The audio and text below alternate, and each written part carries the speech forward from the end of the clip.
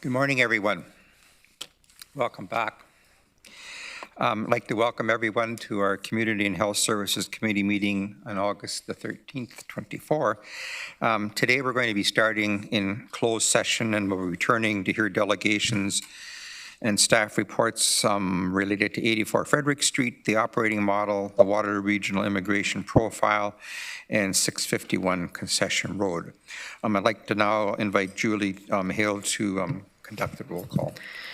Thank you. Regional Chair Redmond. Present. Councillor Craig. Present. Councillor Deutschman. Present. Chair Erb. Present. Councillor Foxen. Present. Councillor Harris. Present. Councillor Hunick will be joining us later. Councillor James. Present. Councillor Liggett. Councillor McCabe. Councillor Nowak. Councillor Salonen. Councillor Shawns. Present. Councillor Burbanovich. Present. Councillor Williams. Present. And Councillor Wolf. Present. Thank you. So we have a quorum.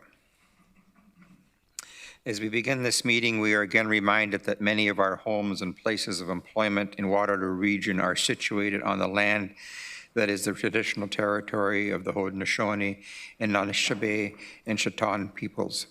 We recognize and deeply appreciate their historic connection to Waterloo region, and we also recognize the contributions Indigenous peoples have made in shaping and strengthening this community.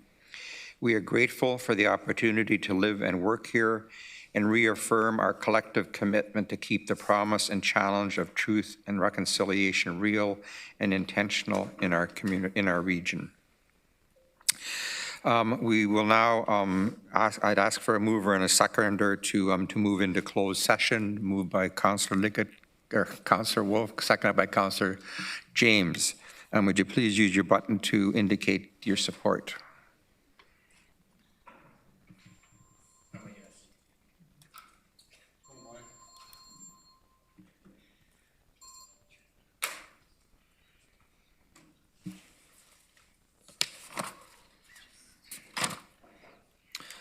That is carried.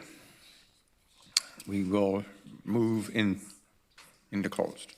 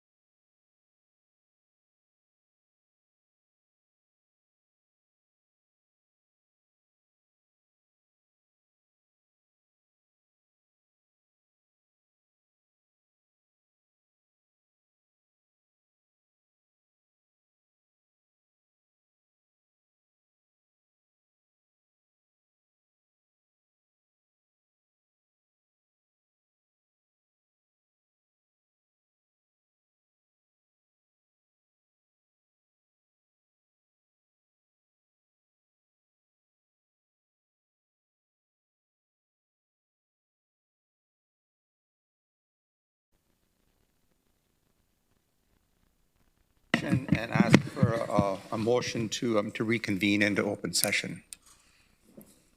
Moved by Councillor Nowak, seconded by Councillor Salonen. Use your e-scribe buttons to indicate support for that, please.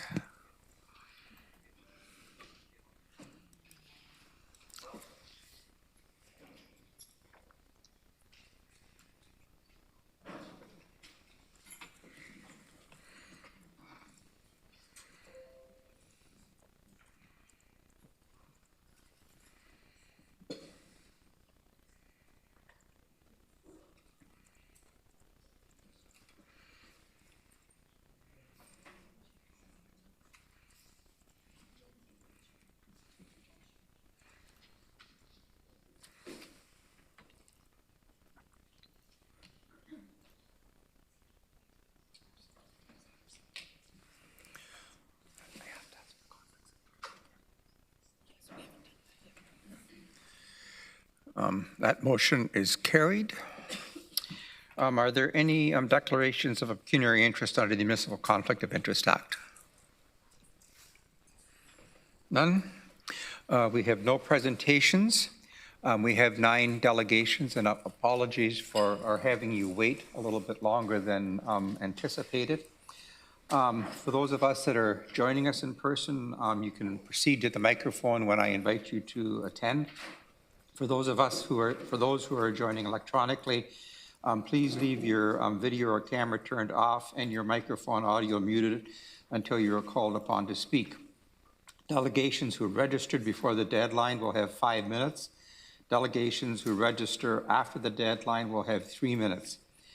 If you conduct yourself in any of the following manners, it will result in an immediate removal from the meeting: interrupting councillors, staff, or other delegations, derogatory statements about councillors, staff, or others, turning your camera on at an inappropriate time, and hate speech or defamatory comments.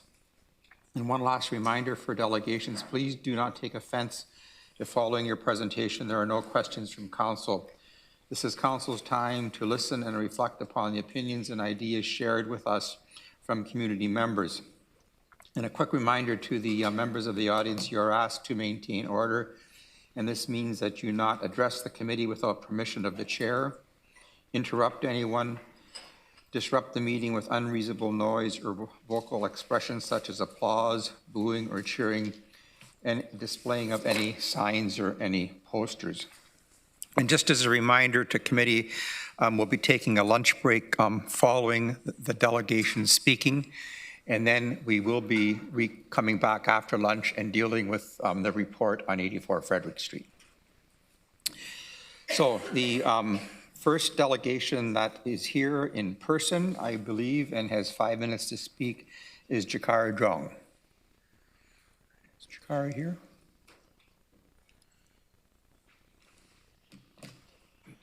Jakara, are you online by chance? Okay, so we'll move on to the second delegation, and maybe she will show up. Acer Bonaparte was to be virtual.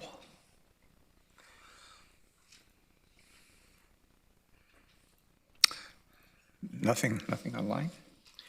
The third delegation, Sydney McDonald. Hi, Sydney, welcome. Please come to the microphone, and you have 5 minutes.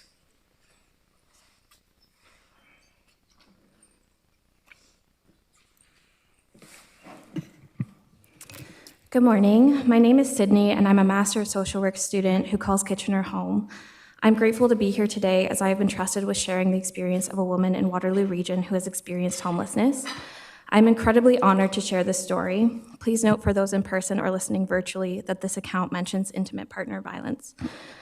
Cutlery, glassware, a warm fuzzy sweater to comfort and hold me, Barbies, dolls, and books filled with crisp pages. If you close your eyes and picture your home, you can imagine some, if not all of these things there. My name is Chrissy, and for an entire summer and part of fall, those things were just a dream of mine to hold again, packed in chaos and cardboard, stored away in a storage locker. As homeowners and renters, we often take these things for granted.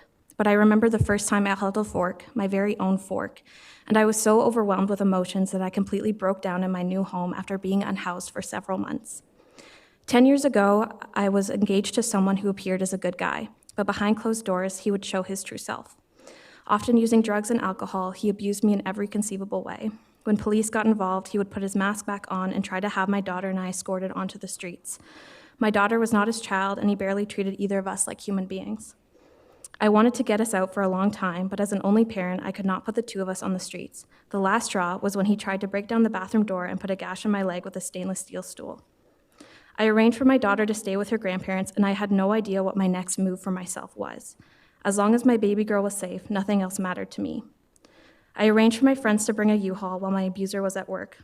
While packing, he called me and said, I can see you. I can see you loading up boxes into a U-Haul. I could not see him, but he could see me. I can still remember the eerie calm in his voice, and it brings so much fear back. After I loaded up the U-Haul, I spent the rest of the night alone, putting our entire life into storage until 4 a.m. I was officially homeless. I slept under trees in public spaces, napped on benches, and couch surfed. Being unhoused and sleeping on the streets is scary for anyone, but as a woman, I would wonder if I was going to wake up with someone on top of me every time I closed my eyes. I never felt safe. After sleeping outside and couch surfing, being away from my daughter was unbearable. I stayed with my parents briefly and then made the difficult decision to move us into Anselma House. I am forever grateful for Anselma House as they gave us a roof over our head and the tools to go from victim to victorious. Although we were still very much unhoused, we felt like we were part of a community. Women and non-binary people supporting each other is a power that is incomparable to anything else I have ever witnessed. The way women built each other up in Anselma was a support I had never experienced in my entire life. Being in a shelter for women, I was able to cry, get angry, feel all the feelings circulating through my body without compromising my sense of safety and security. The support of the shelter gave me a small sense of being and treated me like a person. This was crucial for my healing as the rest of society treated me like I was less than. 10 years later, I live in a 2-bedroom apartment with my daughter and 2 dogs. It isn't big by any means and not at all fancy, but it is our home, and I am forever grateful to live in it. To this day, however, I am still afraid of becoming unhoused again. I currently work 2 jobs, and given the cost of living, I am often faced with the fear of not making enough money to pay rent, get groceries, or provide for my family. Although I hope this isn't the case, I could face homelessness again, and if that happened, where would I go? There are no shelters strictly for women and non-binary people who may become unhoused due to evictions, job loss, among other reasons. I would also feel very unsafe in a co-ed shelter, especially given my history of abuse. I would feel safer being on a park bench or under a school tree like I was 10 years ago. I would not feel safe having myself or my daughter sleep near men we do not know in a heightened state of distress. So I ask you, where are women and non-binary people supposed to go when they lose their homes? There are currently almost 300 shelter beds for men in the region, whereas there are only 70 co-ed beds for women and non-binary people. While at the same time, trans women and non-binary people are at a higher risk of being assaulted or feeling unsafe in a co-ed shelter. Without having proper shelters for women and non-binary individuals, victims are forced to stay in dangerous relationships, sleep on cold ground, go days without food, and face abuse. What if this happened to a woman or non-binary person you love? Wouldn't you fight for a safe space for them? I was very hesitant on writing this piece, but there are too many voices being silenced that need our help. We can do better than this, and we must do better than this. We have the power to make positive change and set an example of what a working city does to support the people who live in it. Please do the right thing and create more shelters to keep the women and gender diverse people of Kitchener safe. Thank you. You 17 seconds left. Good timing for your. Are there any questions? Thank you for making your presentation. Thank you. The next registered delegate is Atlas Ruin Bloom, who is in person and has 5 minutes. Atlas, you're here. Welcome.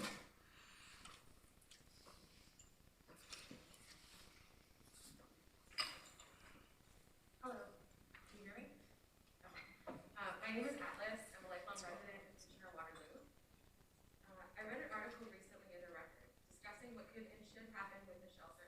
Oh, hi. Oh, you can hear me now. Okay, sorry. It's hard to tell up here. My name is Atlas. I'm a lifelong resident of Kitchener-Waterloo.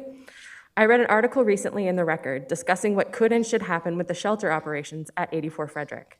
I'd like to begin my remarks by reading a quick excerpt from that article, as it highlights a critical gap in the knowledge and understanding of some local service providers regarding the access needs of women, trans, and gender diverse individuals in our community.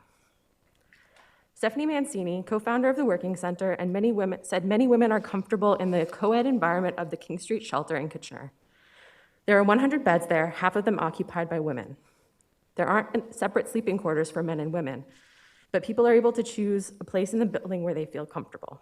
Mancini said there does need to be a choice for women, but if attention is paid to everyone's personal safety issues, the co-ed environment can work. We think there's a way to look past gender, she said.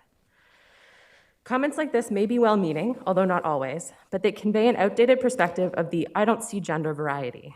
What this typically means in practice is that people with marginalized genders, that is, everyone who isn't a cisgender man, have their needs and experiences deprioritized throughout society.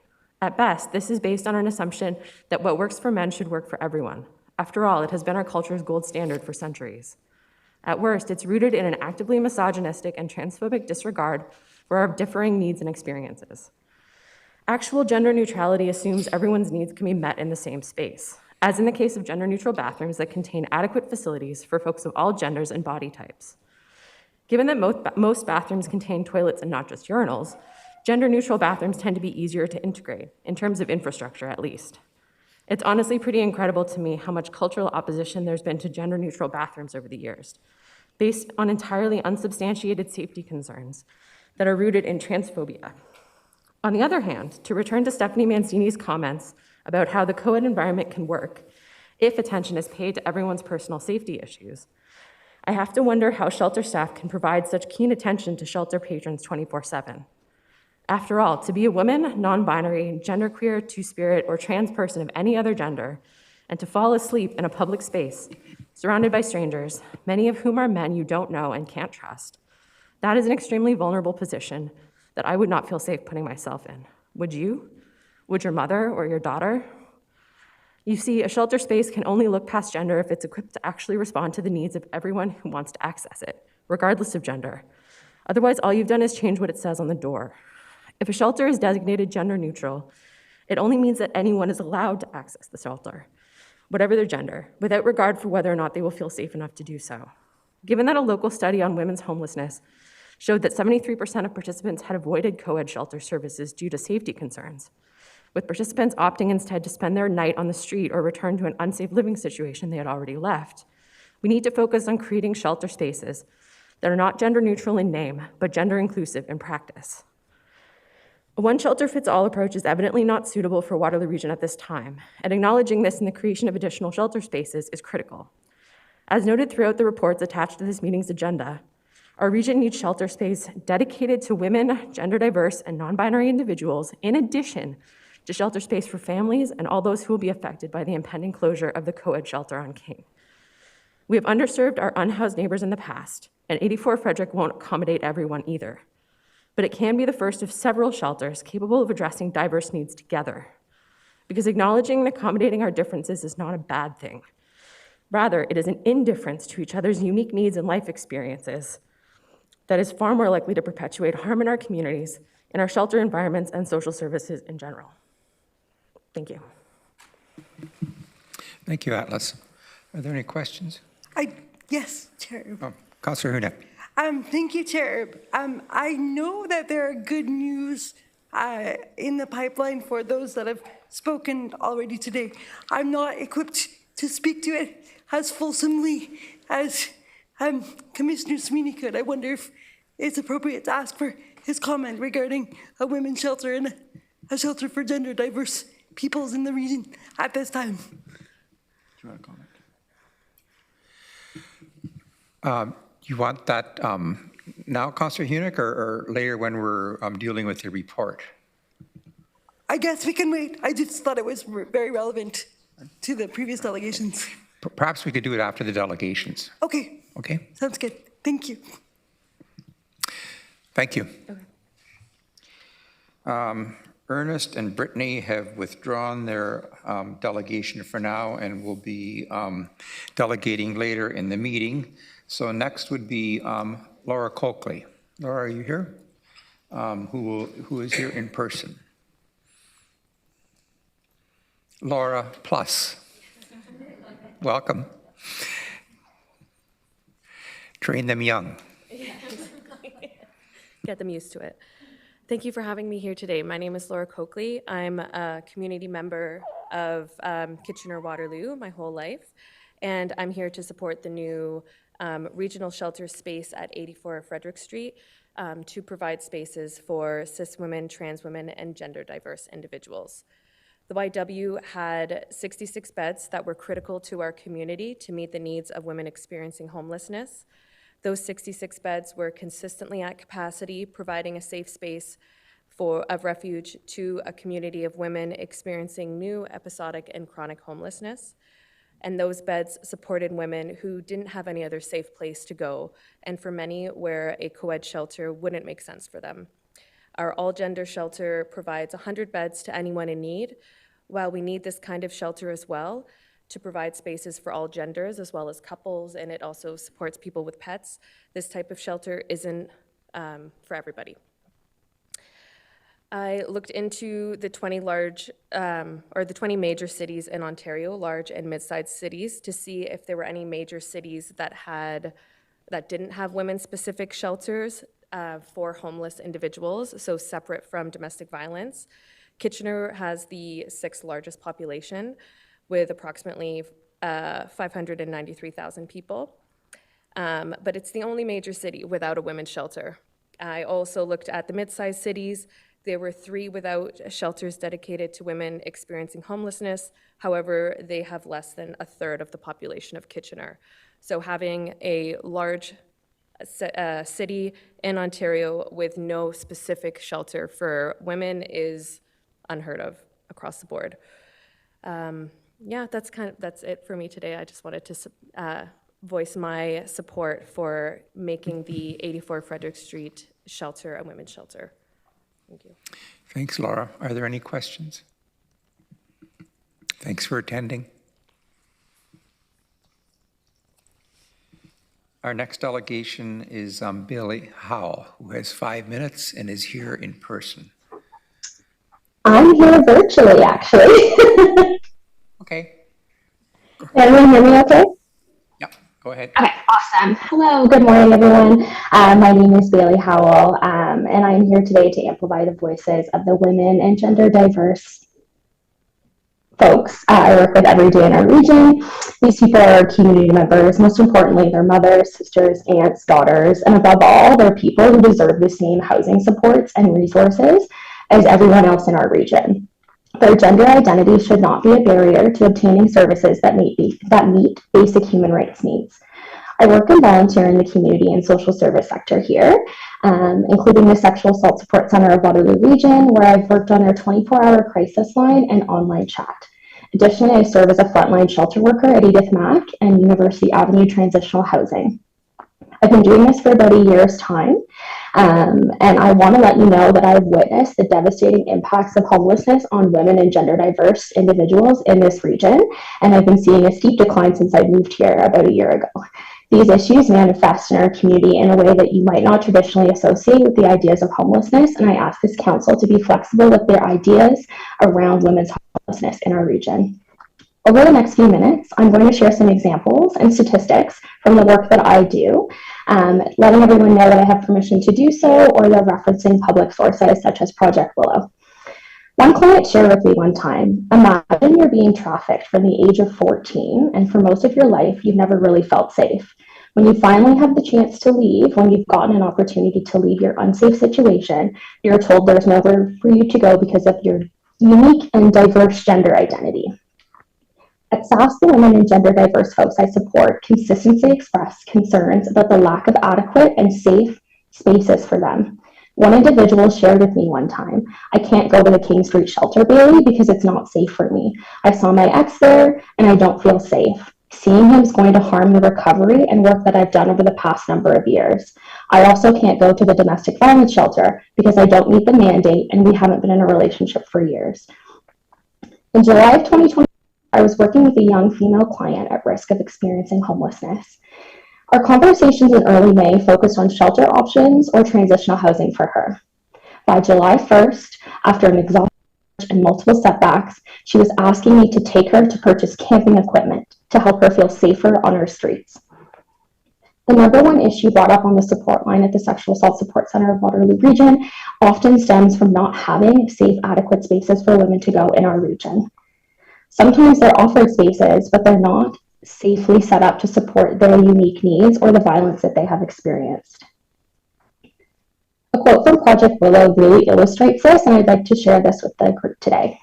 When I came here at 32 years old with my 8-year-old daughter, I told the worker that my ex-partner was a crack dealer and dealing at the Sherwood Hotel.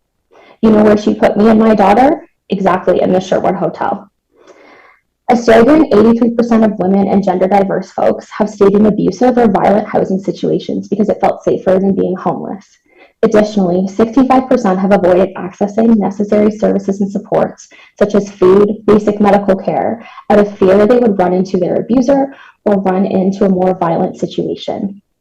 I leave you today with these stories, urging you to reflect on how your decision making can impact 84 Frederick, not just for our community members who are most vulnerable, but also for those working on the front lines. I'm 29 years old and I would love to do this for another 40 years, but it needs to be sustainable and long-term for everybody involved.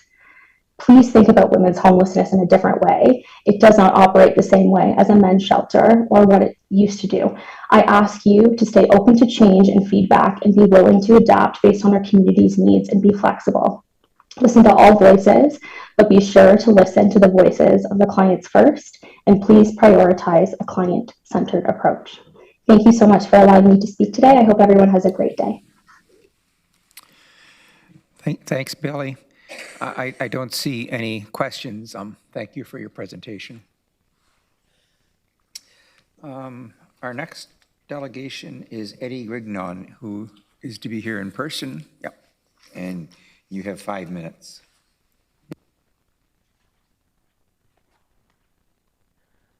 Hello.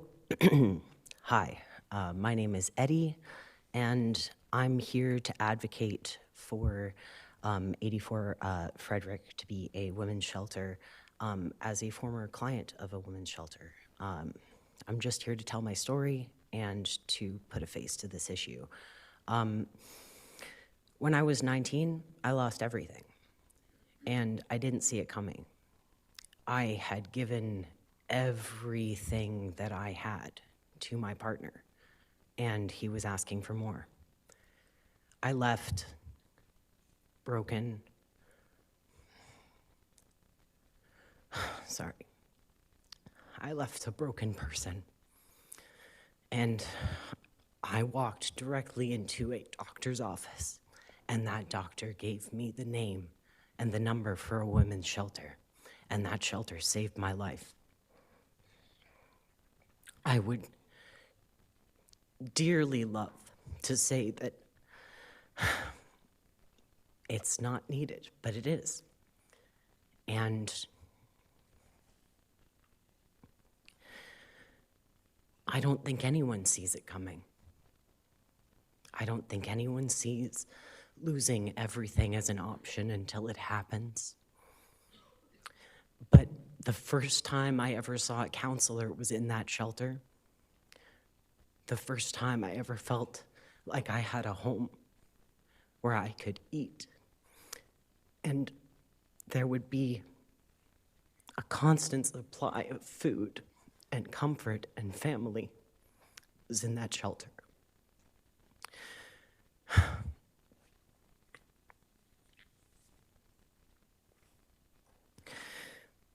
We need to be able to take care of ourselves, but we can't see this coming. We need the infrastructure to be in place so that people like me can live, to serve our communities. Thank you. Thank you, Eddie. I don't see any questions. Ryan Murdoch is our next. Ryan, welcome.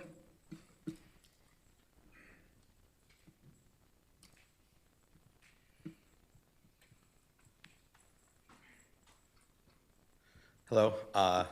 So first off, to everyone who actually made it for a meeting that got scheduled about 3 times by the end, way to go, because that underrated kind of hard, right? booked time off for 9 o'clock. That's probably why a couple people weren't able to be here to tell their stories, which is frustrating because that's the point of this, right? So every time we make that more difficult for citizens of the region, we're degrading democracy a little bit. And I know maybe it's not a huge deal, but it kind of is, right? Because this meeting started at 11:30, not 9. We got an email about 10:30, and that wasn't even it. So just, it's moderately frustrating, and again, astounding respect to everyone who took the time out of their day, had stuff prepared, and also to the people who couldn't make it, who had stuff prepared, and were denied their chance to interact with their representatives, right? So, anyways, so today we're here to discuss a women's shelter that was closed for what I can see is no good reason, because now the region owns it, so it should still just be a women's shelter today. So that should happen. It should become a women's shelter. And if part of the problem is we're closing a co-ed shelter, then the real solution then is, right, to immediately be replacing and increasing those shelter beds. And as we know from what's going on in Wilmot County, like, you guys as a government can kind of do things. You can make things happen. So we need you to make these things happen, right? For our most vulnerable, like there's 0 women's shelters now accepting new clients in the region. And I don't think it's hard to imagine situations where there's people uncomfortable going into a co-ed situation. Like, that's very easy to imagine that would then prevent people from getting much needed help that they need and deserve. So we need to do better for people, all people. It's not really just about this shelter here today. It's about all the shelter spaces going forward, because these questions are going to come up again, and then we're going to have to show up again. People are going to have to show up again and have honestly very similar conversations about information that hardworking people went and they found, and they do great presentations. But I know there's also people here who have the internet and can access a lot of this information if they want. So we need you to listen today and then use that going forward, so that when the next shelter closes, there should already be a plan to replace that. We should be increasing shelter beds, not decreasing them. So I don't know why we don't do that, and I would like you to please do that. Listen to the people who came before me. They're probably honestly more informed on this than I am, but I think as right? A women's shelter, and for gender diverse people, we need that. We need safe places for people so that they can leave stuff that's happened. Because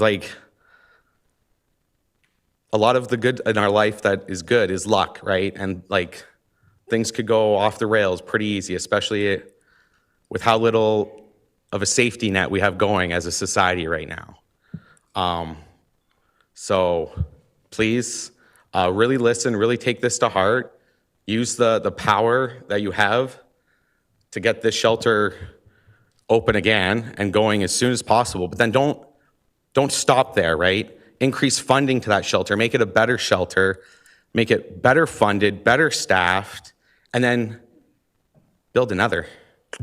And do that for the co-ed and do that for the men's shelters. So, because we have the tax dollars for it. I know we always pretend we don't, but the police get all of them.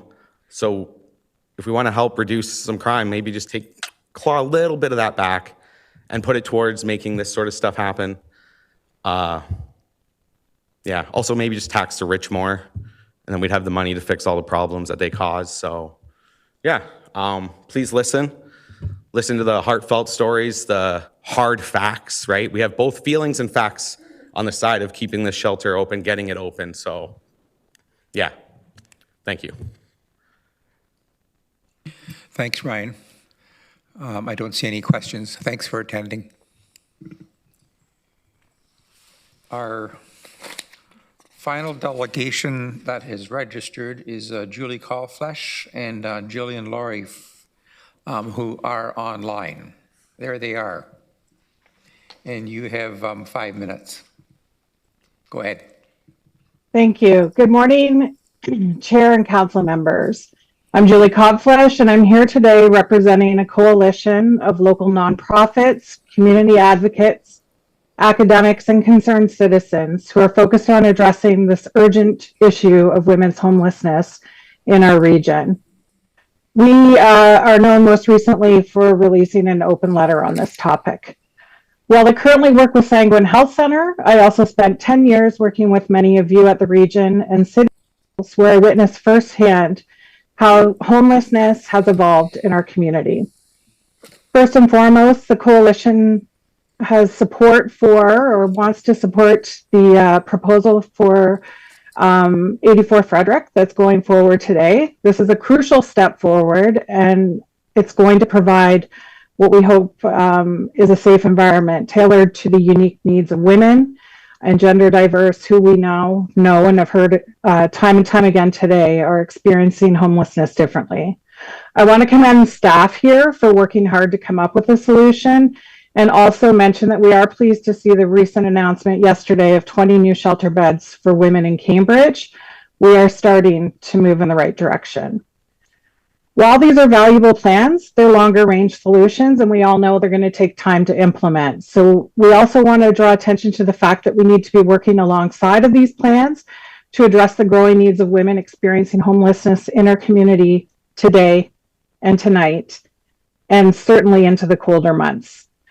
When I first had the opportunity to go out on the Sanguine van back in 2017, when I was still working with public health, we were dealing with a problem then.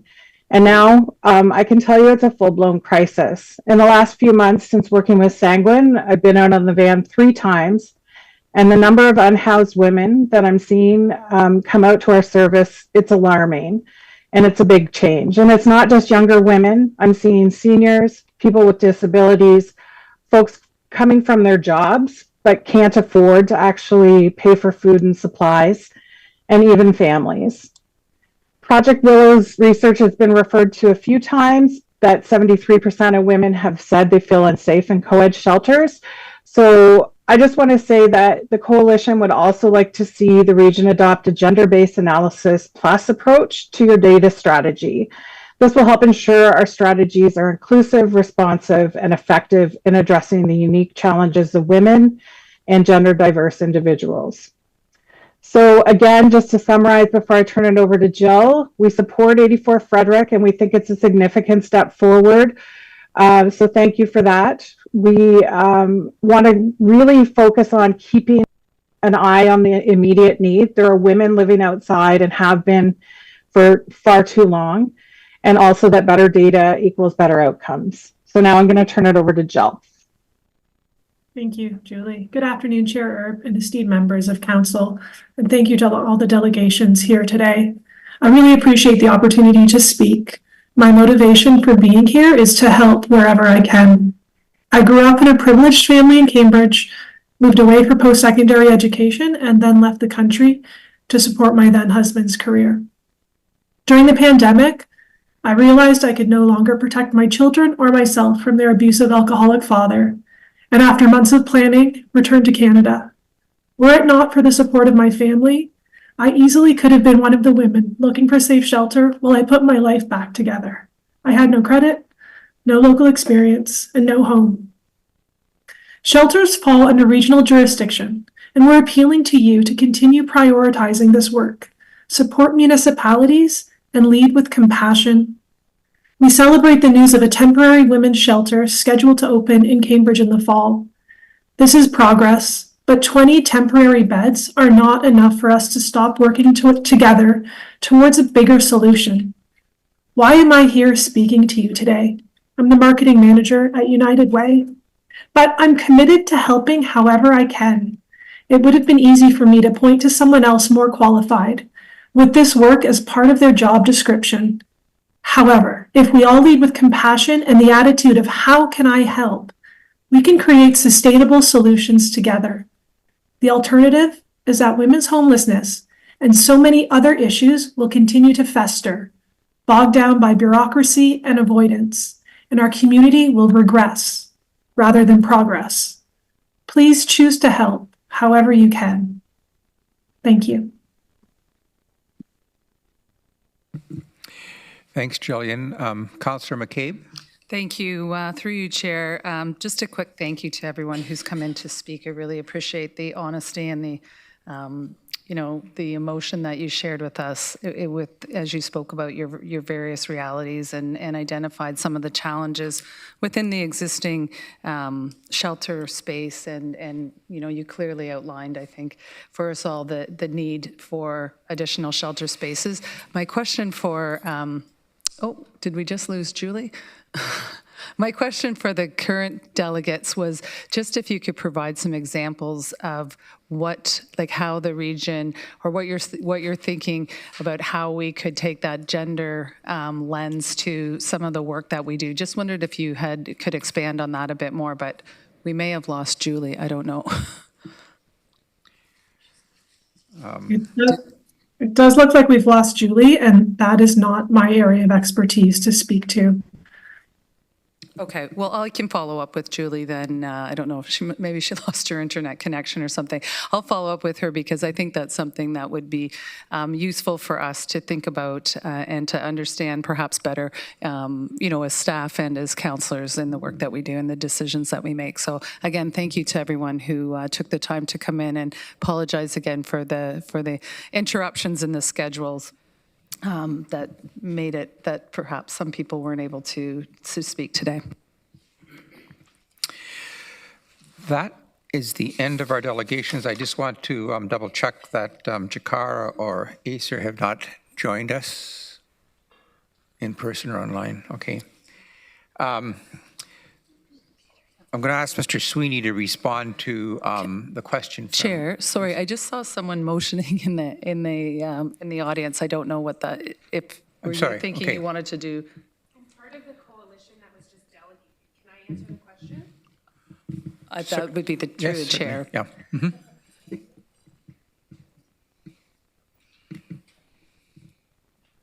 Sorry, thank you. My name is Ashley Skagman. I'm a lawyer at Waterloo Region. Do you want to?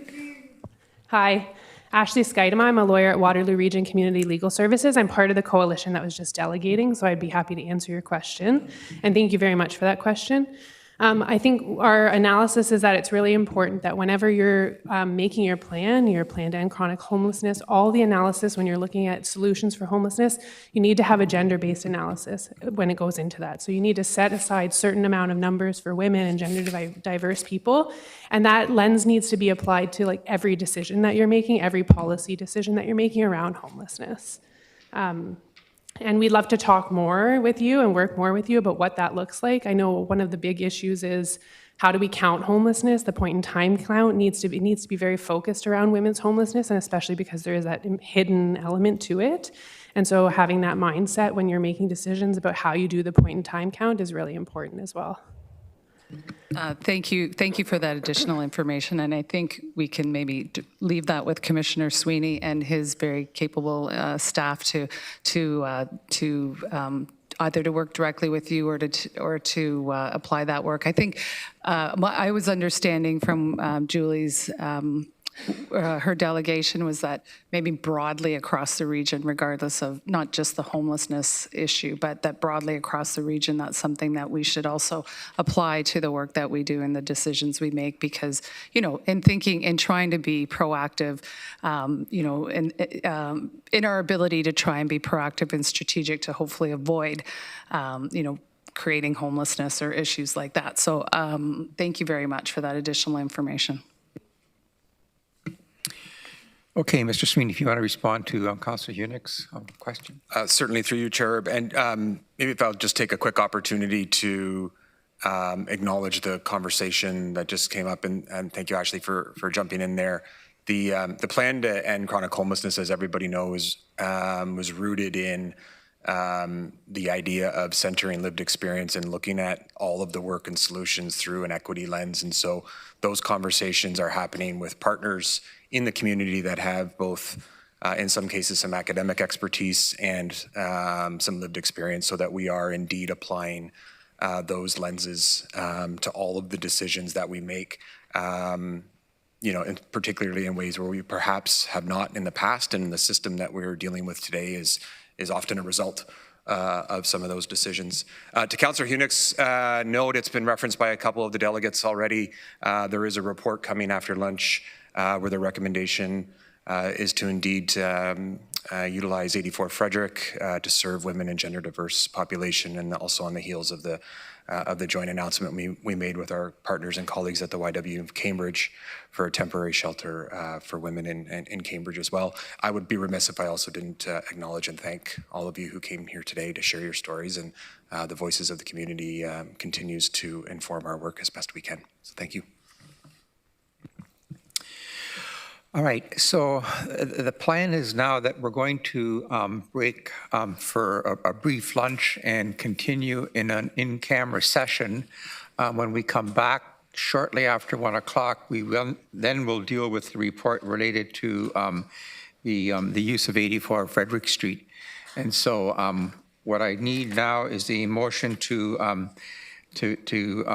reconvene into closed session for a Sustainability, Infrastructure and Development Committee to receive advice that is subject to solicitor-client privilege related to a purchase of acquisition of lands. And I need a mover and a seconder for that. Moved by Councillor Craig, seconded by Councillor Foxton. Please use your e-scribe buttons to indicate your support.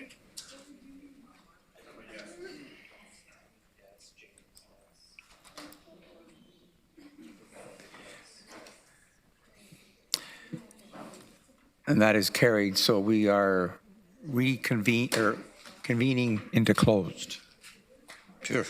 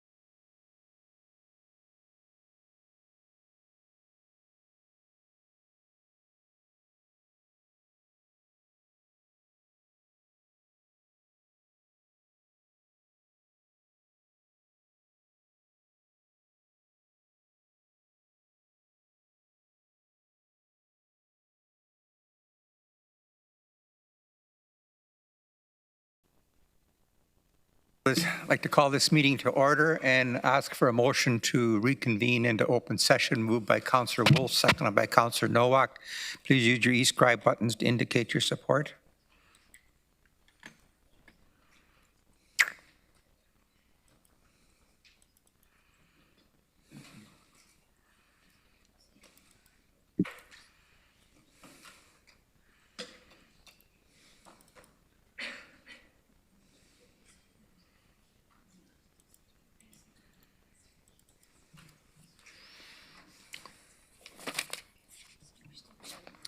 That is carried. Excuse me? The last 4 votes I've taken, my e-scribe hasn't come up. Pardon? Okay, so all in favor, thank you.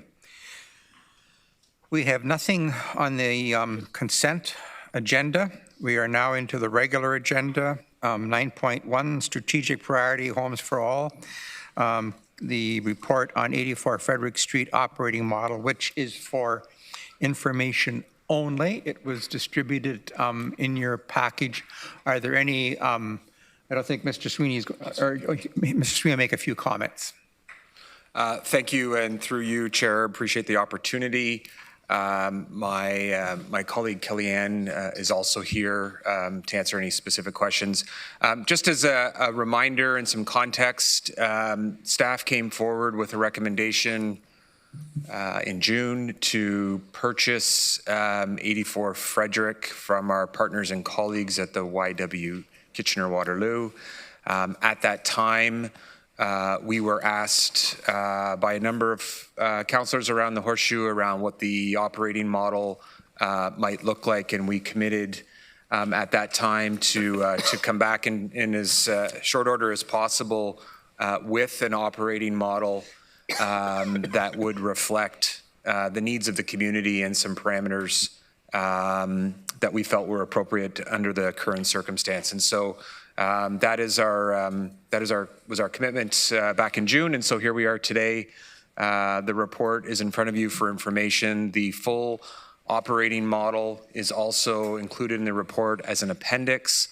And you'll also have seen, if you had a chance to look at it, some feedback that we received from a number of individuals that were engaged throughout the process. I believe we were over 150 unique individuals who took part in some way, shape, or form in the consultation process for us to, as a staff, to go out and do that level of conversation and engagement and consultation for an operating model is new to us. And again, we're still learning this best way to center lived experience. But what I can assure you is that the operating model that we're bringing forward today is a reflection of what staff feel is appropriate, is in place to address a critical gap and need in this community, and is a reflection of a number of voices, our partners, those with lived expertise, and those in the wider community, some of whom you heard from this morning, really reflected that this is a need that needs to be urgently met. So I'm happy to be here again with Kellyanne here to answer any questions you might have on the specifics of the operating model. My only closing remarks is this is not intended to address every single challenge that we have in the shelter system and the housing stability system. That work is ongoing and is a central part of our plan to end chronic homelessness. This is specifically related to a specific place and time, and we're happy to answer any questions that you might have with respect to the operating model that we plan to move forward with. Thank you. Thank you. We have 2 councillors to date. Councillor Deutschman, you're first. Thank you, Chair Erb. I want to commend staff for coming forward with a report quickly to respond to a situation that occurred in our community with respect to the loss of a woman's shelter with interestingly, the sale of the property that we ended up acquiring. But what I wanted to ask specifically is, what implication does this mean for the King Street shelter? Are we still on track to close the King Street shelter in November of this year? Thank you. Through you, Chair. Councillor Deutschman, the commitment on the King Street shelters, the extension that has been made there is to March 31st of 2025. So just want to make sure that we're clarifying that point there. My apologies. No, that's okay. I want to, address that this is not intended to be a one-for-one swap, so to speak, for the contraction of the King Street and the ultimate closing of the King Street shelter. This is an operating model that will address a current and urgent gap across the system. And in addition, we recognize that the King Street shelter, as it winds down operations next March, the full plan to do that will be done in consultation with the operating partner there, and our continued efforts to support people who are currently accessing the King Street shelter on their housing plans and their journey through the housing continuum will occur. We have a couple of mitigating factors here. Yes, the need for a women's shelter is long overdue in the number of beds, and I want to acknowledge and thank the YWKW for the work that they've done in this space. And we're also, by purchasing this building, we're sort of recycling that capital into a new operating model for the YW that will hopefully come on stream sooner than later. The announcement was made yesterday with the new women's shelter in Cambridge. We also, as council knows, have plans to explore a further 50-bed hybrid shelter, and so that will alleviate some stress on the system. And we also know, in working through the renovation of University Avenue, that we have the capacity and the ability to support people out and into more permanent housing options. So all taken together, Councillor Deutschmann, they will be reviewed as a system, but I don't want to leave the impression that it's a direct swap. Obviously, there are individuals who are currently accessing the King Street shelter that will not be eligible to access the 84 Frederick, and we'll have to continue to work with everybody who's there on a nightly basis over the coming months before that closes down on March 31st. Just a follow-up, Chair Erb. I raise it because at a public meeting, the purchase of 84 Frederick was tied to the closing of the King Street shelter. So I just want to make sure that the communication, whatever it may be, and it can evolve, is fair enough, but we should ensure that we're providing those neighbors of the King Street shelter with timely information to keep them updated as this progresses and what that means with respect to closure of the King Street shelter in March 2025, which was I know reluctantly, because you don't like to make commitments, but you made a commitment. So, but you know what? We all share in that. And so I would appreciate it too, because we're always there to support the work of staff, but we want to make sure that we are communicating effectively to the community as plans progress and evolve. Thank you. Councillor Urbanovic? Well, thank you very much, and thanks to staff for the work that's been done on this. And clearly we heard from a number of delegations today, and from many others about the importance of going in the direction that we've looked at, or that's being proposed here. I guess where I'm struggling a little bit, and I have to ask these questions, is we've had a women's shelter that was open until a couple months ago that closed, and that closed because of two reasons. Number one, the information that they've been able to learn and glean is that the best outcomes for serving their population was not in a shelter of 66 or 66 plus, but rather was looking at things more in the neighborhood of 30 to 40 people. And in fact, best practice research that they've been able to even get from the federal government and others around this issue suggests that is the case. So they got out of the business because the funding model wasn't working, and the space wasn't working for meeting their clientele, their residents. And now we're going into the same kind of situation with the only difference, I guess, presumably being that we're going to do some renovations, not reservations, some renovations in terms of the space. And I guess I'm just struggling a little bit around how we got here.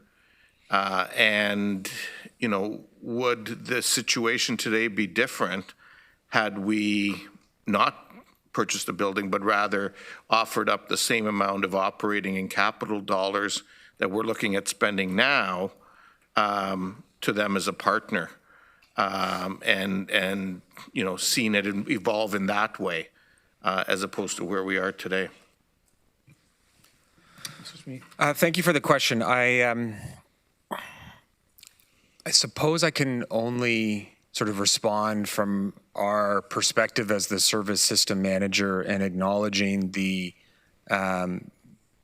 independence, the governance independence of our nonprofit providers in this space. And so the board of directors of the YW made an independent decision to not only sell an existing asset, but to move in a different operational direction. They have the wherewithal to make those decisions independent of their funding relationships with the region and with other providers, I suppose. And so from my perspective, we were responding to a current situation as best we could to continue to fill gaps as best we can. And so that's why I sort of preface my comment to say this in and of itself does not solve the challenge of homelessness as it affects women and gender diverse individuals in this community in and of itself. But it is a part of the ongoing effort to do better and to overhaul the entire housing stability system.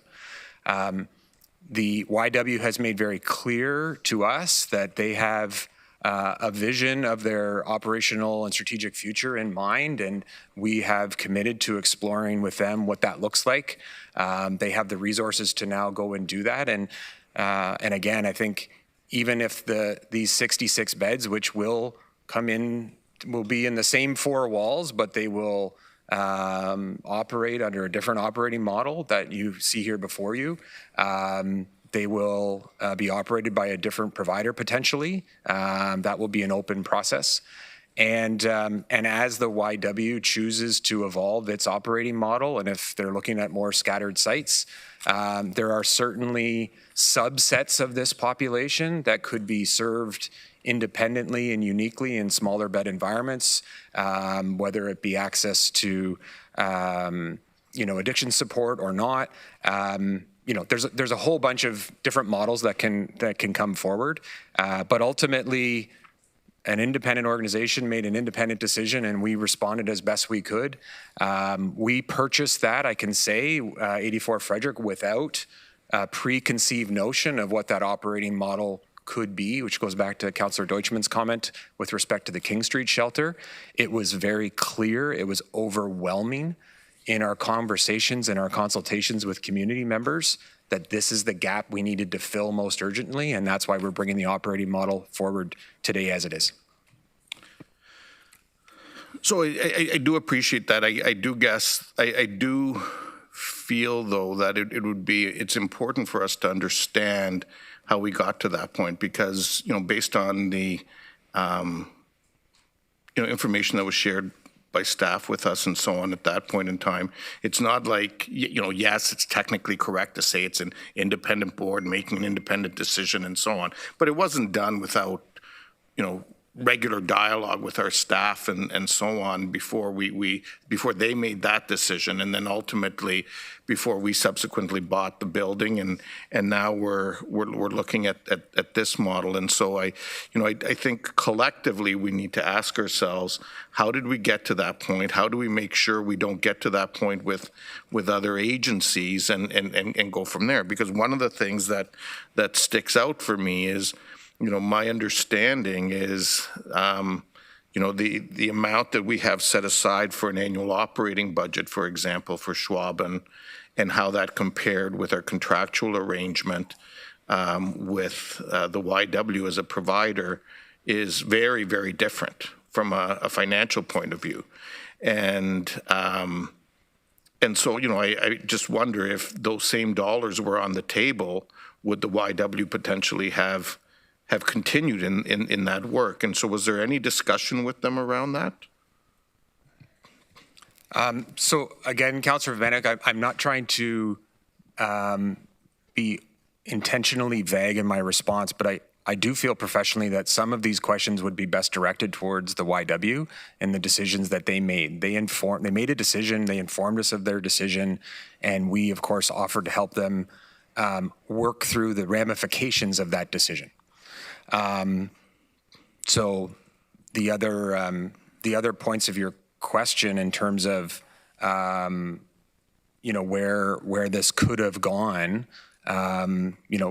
we responded as best we could to the information that was given to us, the information that was shared with us about a decision that was made by an independent organization. So let me reframe it in light of the financial example that I articulated.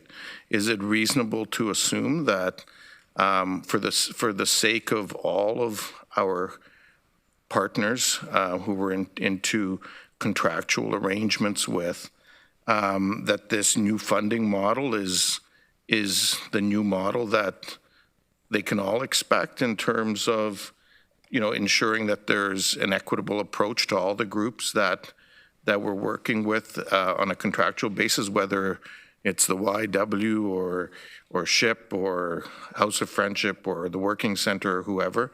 When we look at it essentially on a per resident basis. Because ultimately that, the funding model, and, we've talked about this before, leads to outcomes, leads to reasonable expectations on impact on surrounding neighborhoods and so on.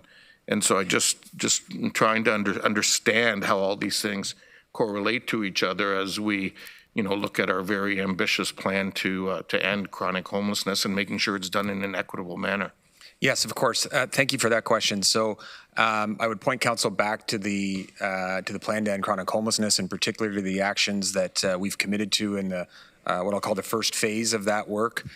There's the creation of a community leadership table to ensure that the housing stability system is moving and evolving in a way that meets community needs and centers community voices and those with lived experience. And in addition, we have acknowledged that a review of the current housing stability system, in particular the shelter system, needs to occur. This is a system that was designed many decades ago and does no longer fit the needs. One of the delegates today talked about a one-size-fits-all approach doesn't work. We wholeheartedly agree with that. We've already publicly declared that there needs to be a new accountability and outcome framework for the shelter system. There needs to be more transparency on outcomes and agreement on what success looks like. And so we've committed to that in the plan to end chronic homelessness. We've committed to that publicly, and we've had conversations with all of our providers about what that means. Are we ready to put that framework in place yet, and is it done? And is not, but it is work that needs to happen. Equity for the organizations doing the work is important. Equity for the people that we're trying to serve is of utmost importance in this work. Okay, thanks. Chair, I have a few more questions, but I'm willing to wait and come back, and there's others in the queue. Thank you. Thanks. Councillor Craig. Well, thank you, Mr. Chair, and I do appreciate the commentary so far, and I'm supportive of where this is going. I have a few questions just for another day that I think are important, and they revolve around three things. We have a population of seniors within our system. Have we have any thoughts of actually having specific shelter space only for seniors in the region? That's just a question for the future. Secondly, the problem with addiction within our shelters is a major problem. Are we looking down the road to having shelters that don't have addiction problems or are not allowed? And thirdly, looking at Cambridge, and both Councillor Wolf and I are quite pleased about what's happening there.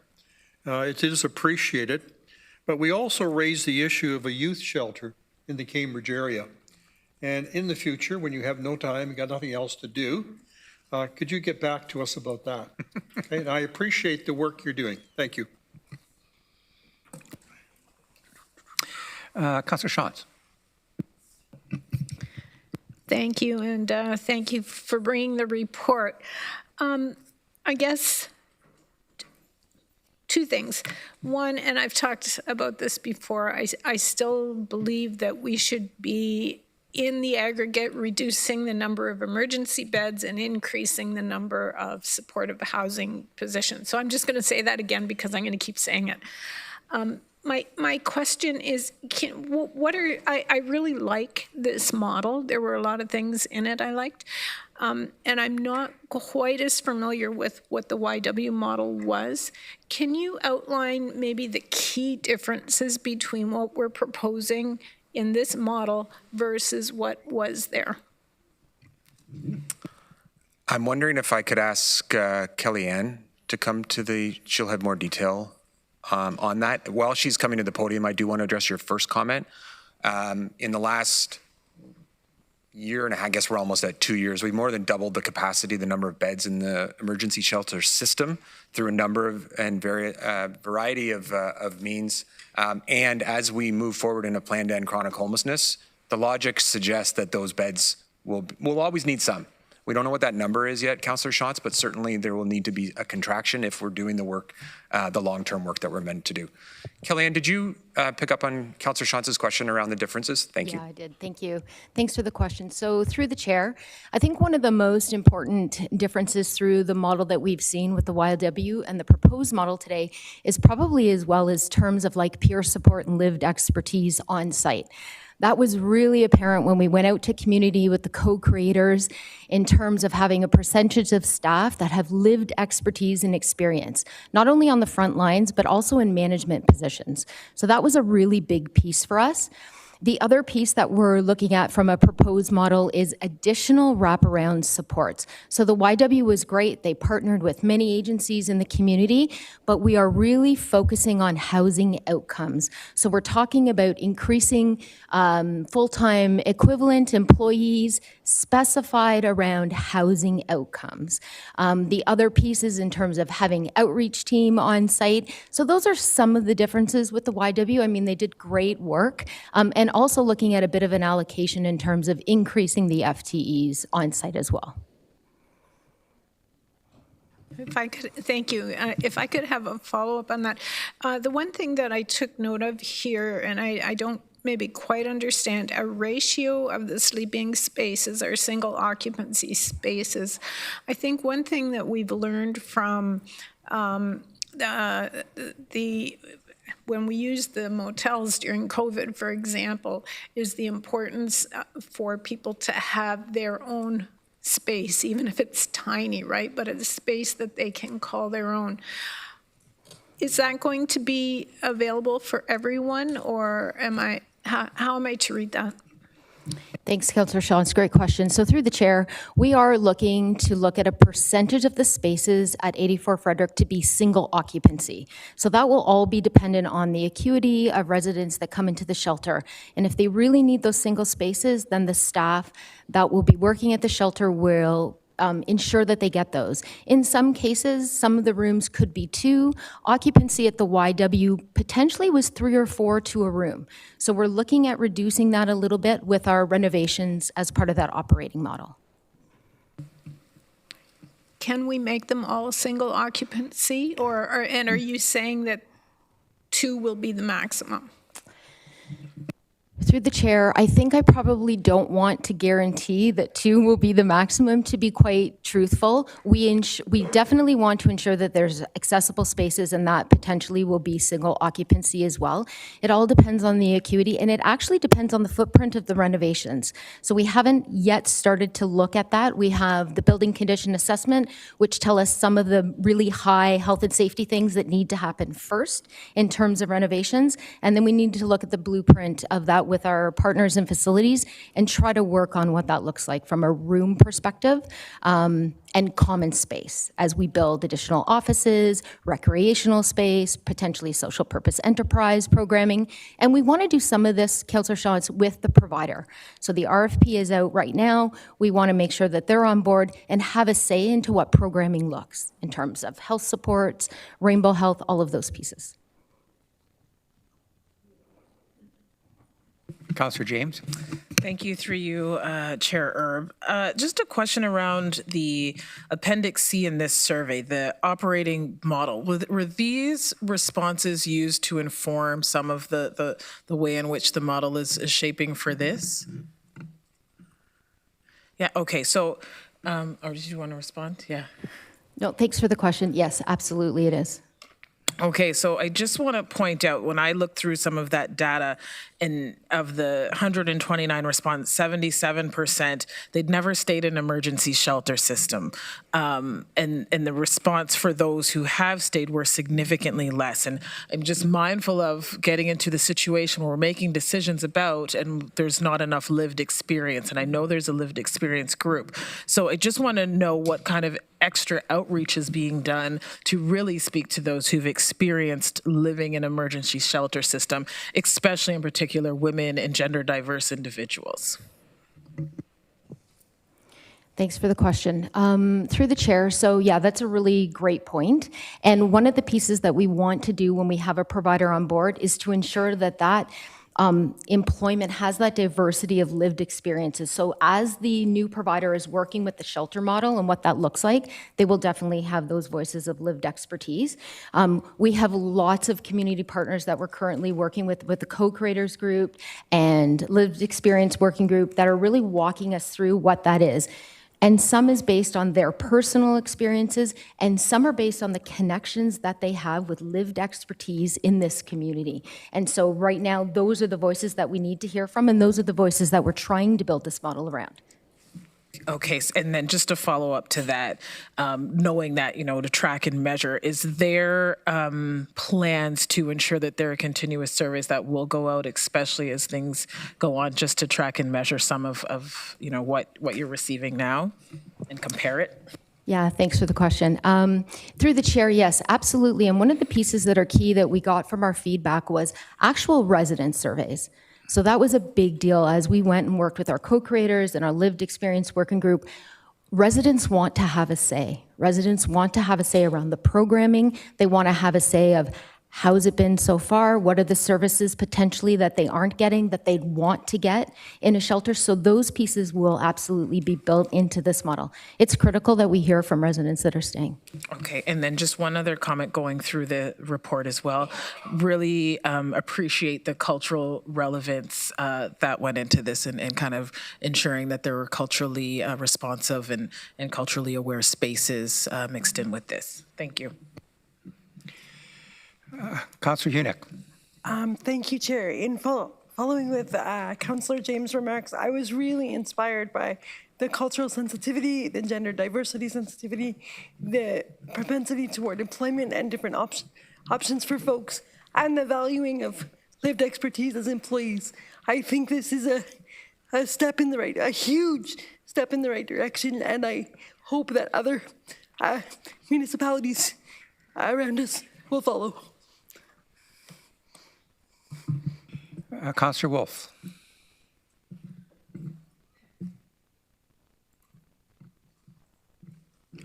Councillor Wolf. Taking first-time speakers. I'm just distracted by Councillor Craig.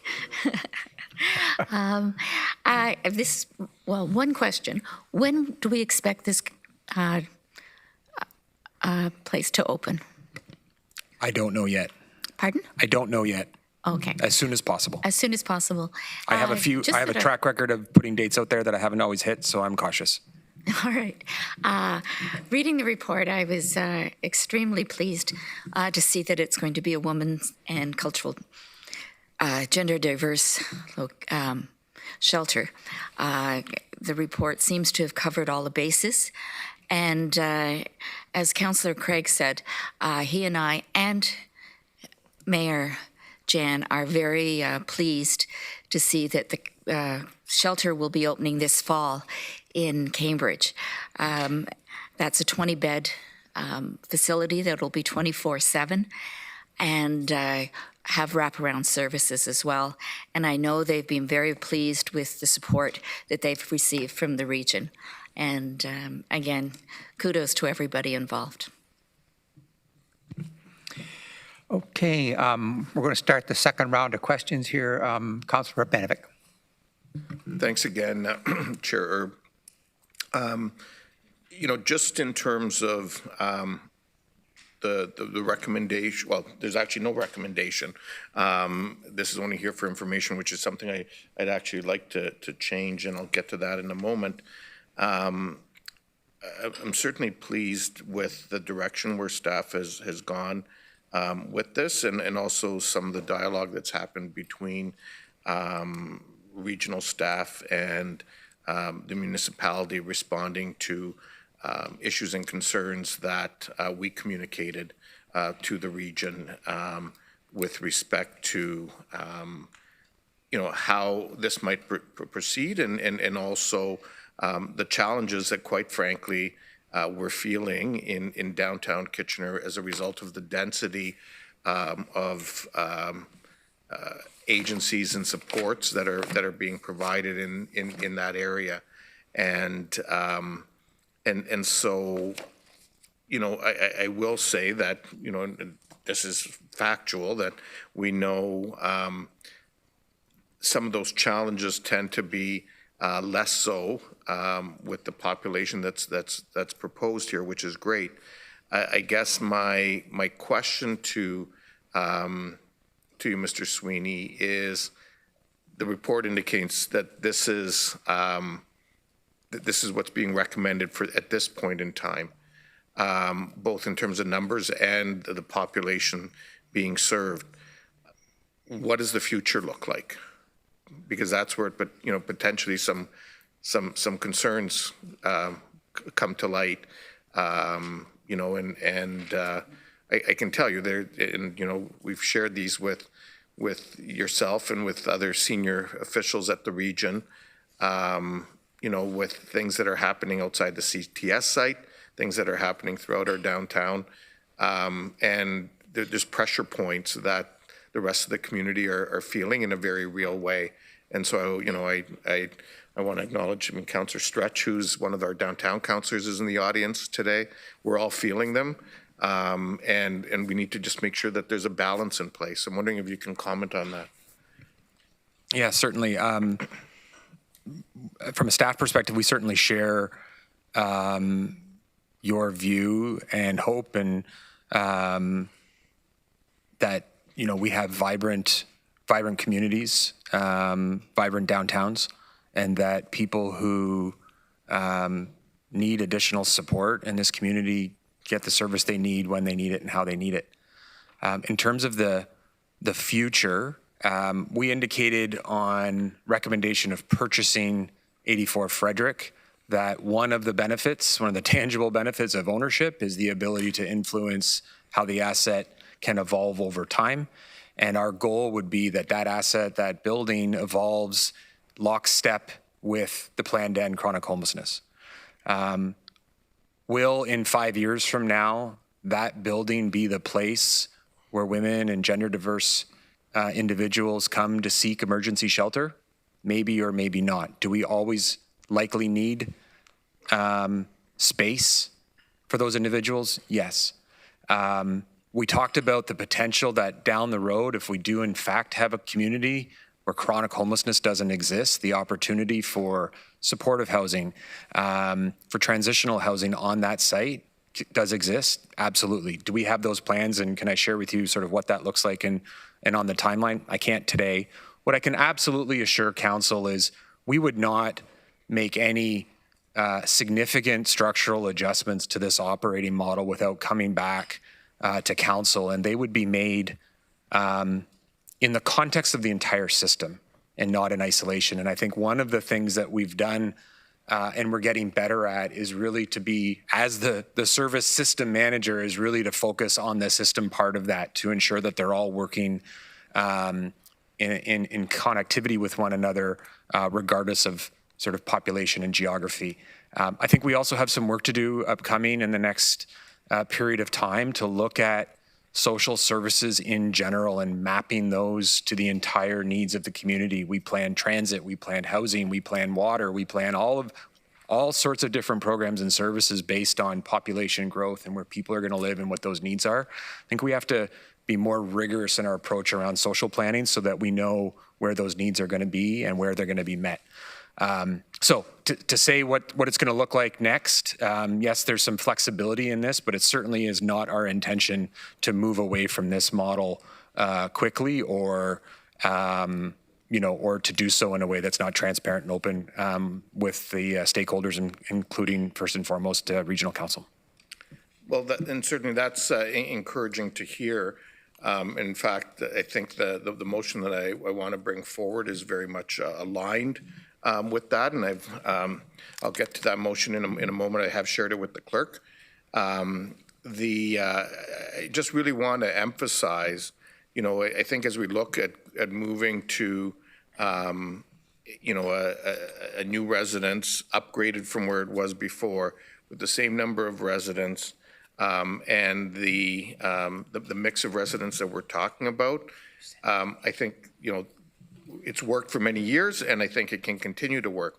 I think there is a discussion to be had around, is that the right model in the long run around, 60 versus 30 or 40s, and then perhaps this becoming transitional housing in the future. I just want to be very clear. I don't see a world where a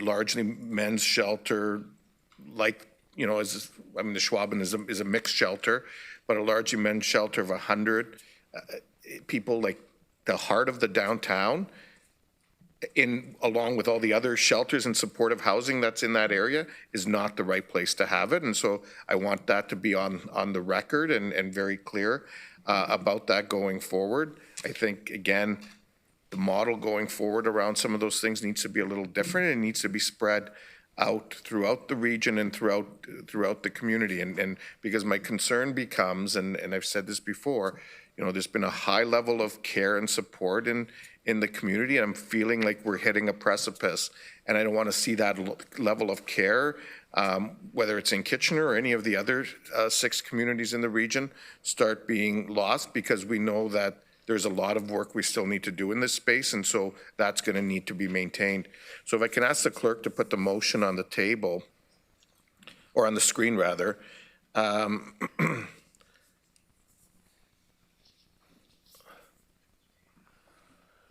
The motion that I'd like to propose, and it's consistent with the recommendation and with the report and what Mr. Sweeney just said, but it also affirms that actually this council is endorsing this and not simply accepting it as information. That staff move forward with the operating model as proposed in this report, with a maximum of 66 residents serving single women and gender diverse and non-binary adults.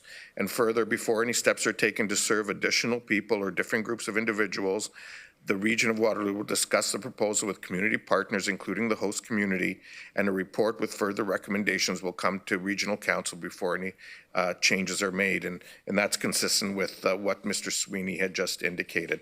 So I would like to move this forward, and hopefully there'll be a seconder for it. Thanks, Colleen. Councillor James has said she'll second it. Mr. Sweeney? I'm not sure I'm allowed to do this, so I'm just going to go ahead anyway. In terms of your motion, the only caution I would put forward is, as part of our severe weather response, particularly in winter, obviously we have the ability to approve shelters of temporarily increasing their capacity for emergency periods of time to get through a particularly bad snowstorm or a heat spell or a cold spell or something like that, that we basically say, yes, you can open up a few more beds, squeeze a few more people in for the next couple of nights if you need to, and we'll fund you accordingly. I would just say that if, so staff following this motion to the strictest interpretation could prevent us from having that flexibility. So if there was a consideration for acknowledging, with the exception of emergency periods or whatever, just might give us that flexibility so we're not in a position to have to come back to council and community partners for a temporary bump of, 10 beds or so. So I just want to just want to point that out. If I and I mean, that was the case before, and that's how all of our shelters operate. So I really don't see that any different. I mean, it's really more of an issue, like you're talking a snowstorm for a few days. You're not talking, a 5-month or 6-month shift. Correct. Yeah.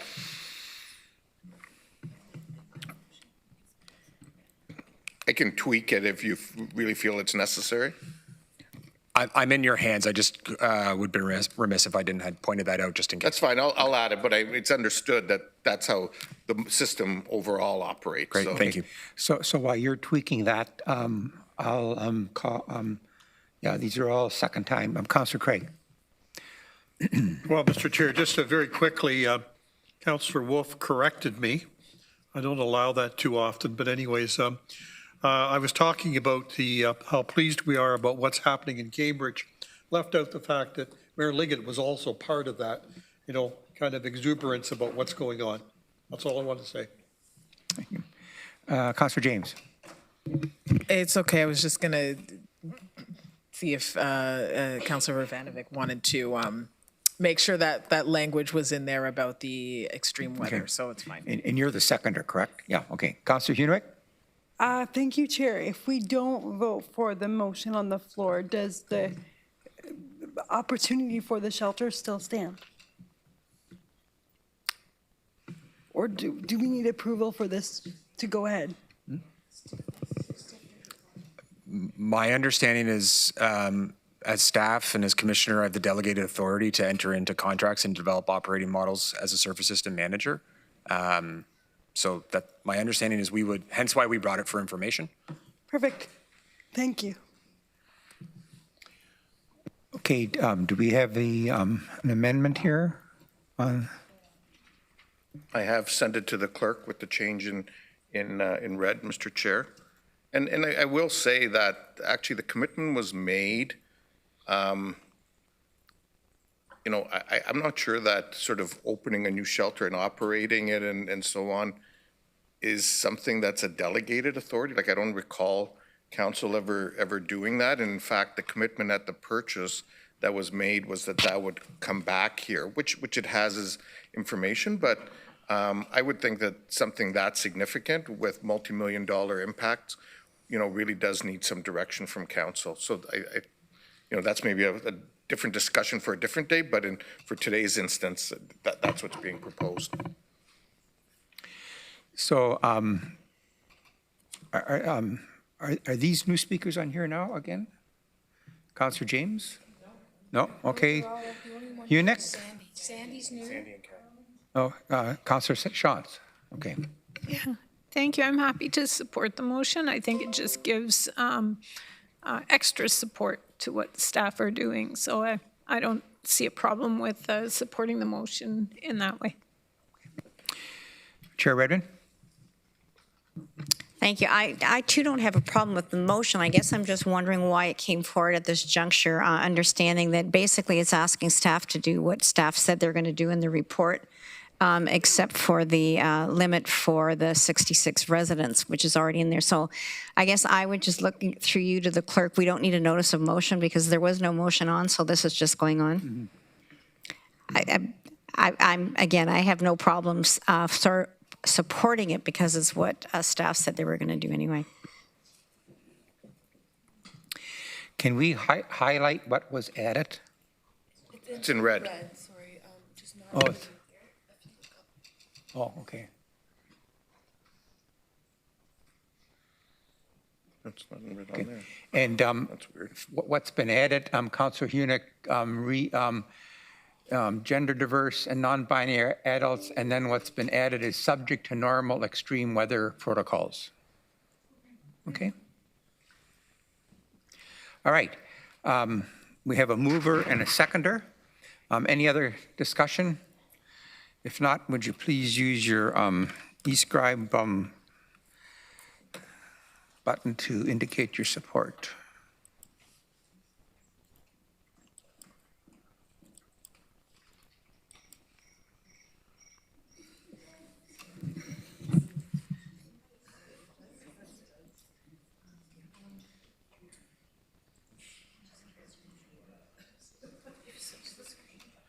That's carried. We're good? Okay. That's carried. Thank you. Thank you to those of you that came back or stayed for this discussion that were here earlier. I must say, is it Bailey? Yeah, you have the best behaved baby.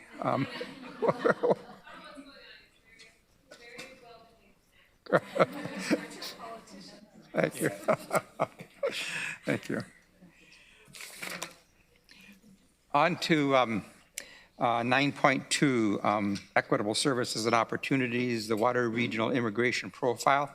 You're going to head this off or introduce us, or Tara?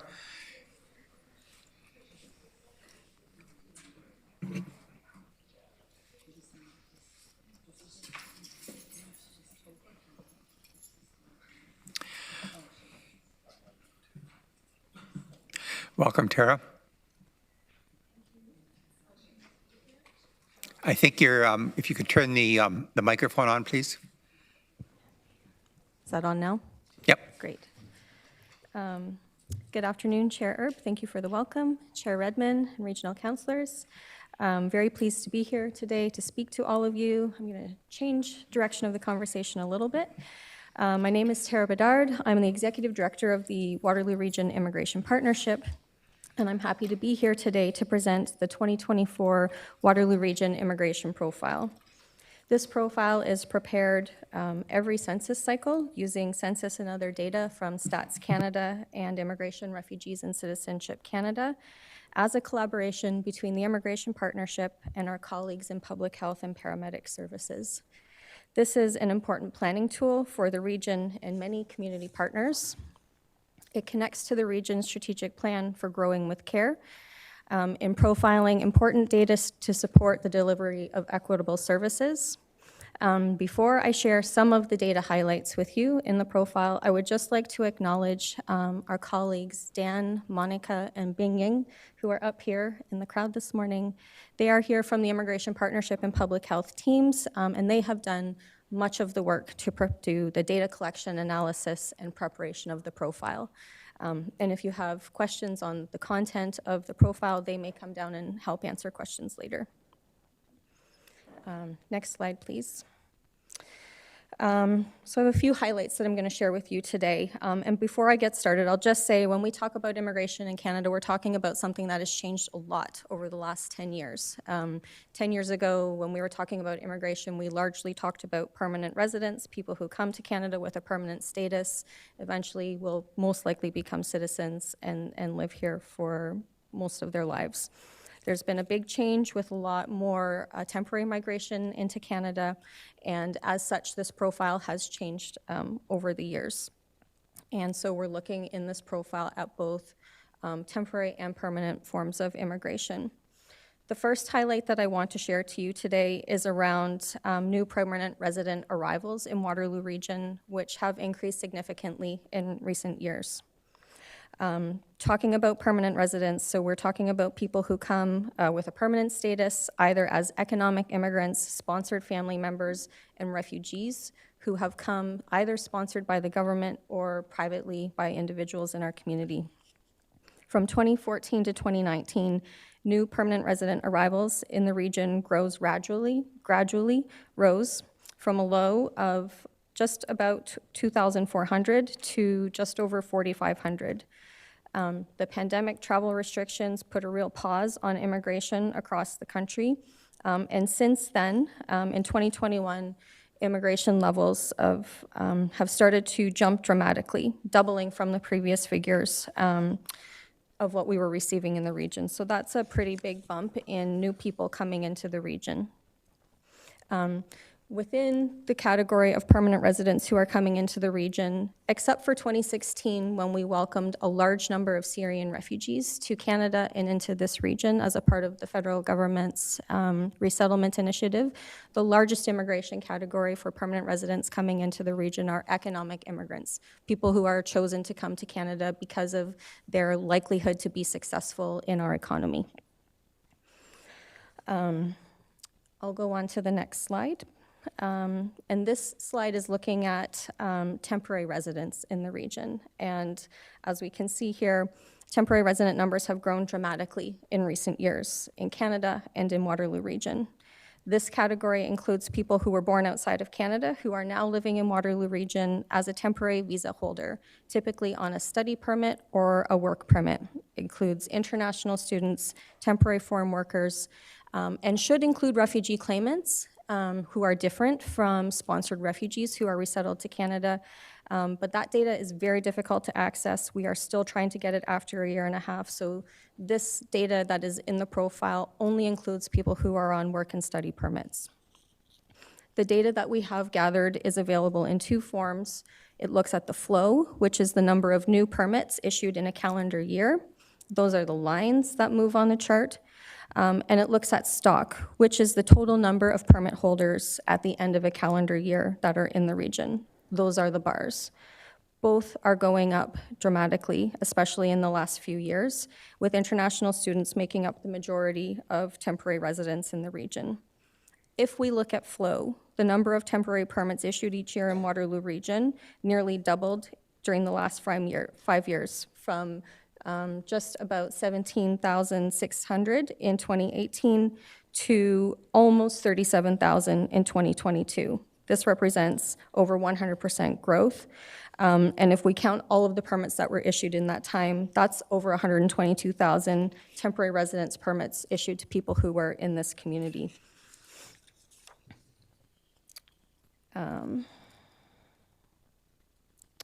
And yeah, that's all. I'm going to just focus on that for now. So that is very substantial growth, and we can feel it when we're out in the community. This profile is putting data to what we are all feeling on the streets and knowing in terms of the fact that we are growing as a regional community. The next slide shows that when it comes to growth in the region, immigration is now the major driver of population growth here. Since 2018, the new net immigration has been the largest source of population growth.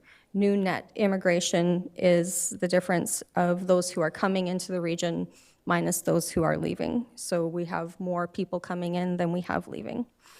In 2020 and 2021, 55% of population growth was due to that net immigration. So a big driver of immigration in the region, and this data is only accounting for the permanent residents who are coming into the region. The temporary resident population is on top of that. If you go to the next slide, please. We also try to track secondary migration into the region. Secondary migration means we're looking at people who have immigrated to Canada and first arrived in a community that is not within Waterloo region and subsequently moved here. And this is something that has long been of interest and hard to track in the past, and it's starting to get a bit easier. When we look at the data for our region, we see that secondary migration contributes to further population growth here. The figure on the screen illustrates the number of new permanent residents who arrived in 2015 who have stayed in Waterloo region or moved away from Waterloo region, as well as those who initially landed somewhere else but first moved here. After 5 years, 40% of permanent residents who initially landed here stayed in our community, 16% left, and an additional 60% who first moved to another community in Canada came here. What that gives us is a net migration increase of 43% over 5 years. Ultimately, if we are receiving 10,000 new permanent residents coming directly in our community, there's another 4,300 who will be coming after them. So this is another way that population is growing here in the region. And most of this mobility, when we look at secondary migration, is amongst those who come into Canada through the economic immigration class. The next slide shows you a little bit of what's in the profile in terms of showing how demographics amongst immigrants and the community overall are shifting, and how immigration is driving regional diversity. This chart shows the top 20 mother tongue languages of recent immigrants in Waterloo region as of the census. Among recent immigrants at the time, English was the most common mother tongue language, followed by Arabic and Punjabi. Arabic had decreased in ranking from number 1 in the previous census because of the Syrian Newcomer Initiative, while Punjabi and Tigrinya have moved up in ranks. So this shows like profile of the community is changing with kind of migration patterns globally and here into the region. Not on the screen, but also in the profile, is data that shows that recent immigrants are much more likely to be racialized than established immigrants and Canadian-born individuals. The proportion of racialized people among recent immigrants was 1.5 times greater than amongst established immigrants. Those are people who've been in the country for more than 5 years, and 7 times greater than amongst the Canadian-born population. So immigration is really driving change of diversity in the community. The next slide looks at some of the income, housing, and employment data that is available in the profile, and it's highlighting some of the key challenges for immigrants in our community. As seen on the slide, here in Waterloo region, the proportion of recent immigrants living below the market basket measure for low income threshold was almost 3 times higher compared to established immigrants and the Canadian-born population. Also in the profile, but not on the slide, recent immigrants have fairly high unemployment rates of around 13%, although these are closer now to those of established immigrants in the Canadian-born population as unemployment rates have grown amongst established immigrants and Canadian-born. The data in the profile also looks at the impact of race when it comes to employment status, with racialized established immigrants and Canadian-born individuals having higher unemployment rates compared to their non-racialized counterparts in the region. We looked at housing data and immigration in preparing the profile. Immigrants are considerably more likely to be renters in the region and or to be living in unsuitable and unaffordable housing compared to others in the region. These challenges have also been validated locally. The Immigration Partnership does a biannual survey of immigrants every other year, obviously, biannual. We did that survey in 2023. We went out and we heard from almost 1,700 immigrants who are living in the region. And what we heard from them when we were talking to them at that time around their biggest challenges were that cost of living, affordability of housing, and finding work are real challenges for them. So what we're seeing through the data that we're able to collect nationally, like through the national sources, is validated by real people living in our community in terms of what is causing pressures for them here. And it guides the work that we're doing in the community to support people. On the next slide, we've put together just a few points about what this data means for Region of Waterloo services, because regional services are changing to meet the evolving needs of the community. A few examples include language interpretation and translation options being made available for more of the engagement opportunities that the region engages the community with, and in some of the service delivery settings for regional services. Colleagues in housing services are supporting immigrants and refugees through funding emergency shelters, through housing search supports, and through rent supplements for newcomers and racialized families and individuals. In children's services, our colleagues are helping newcomer mothers open their own licensed home childcare businesses.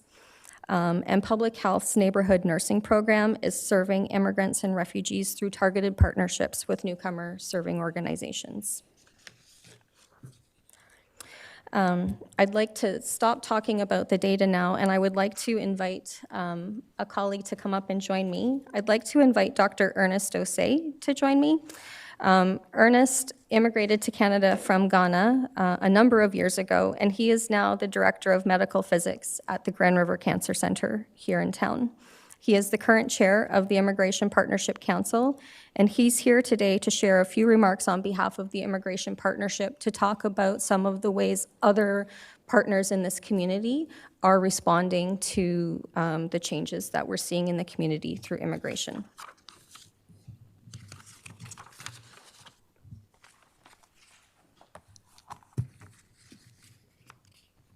Good afternoon, Chair Ebb, Chair Redman, and Regional Council. To create a supportive environment where immigrants can truly thrive is not just as important, it is essential. And this conviction is rooted in my own experiences and reinforced by the powerful stories of friends and neighbors who have gone through similar experiences. Thus, I'm very delighted to be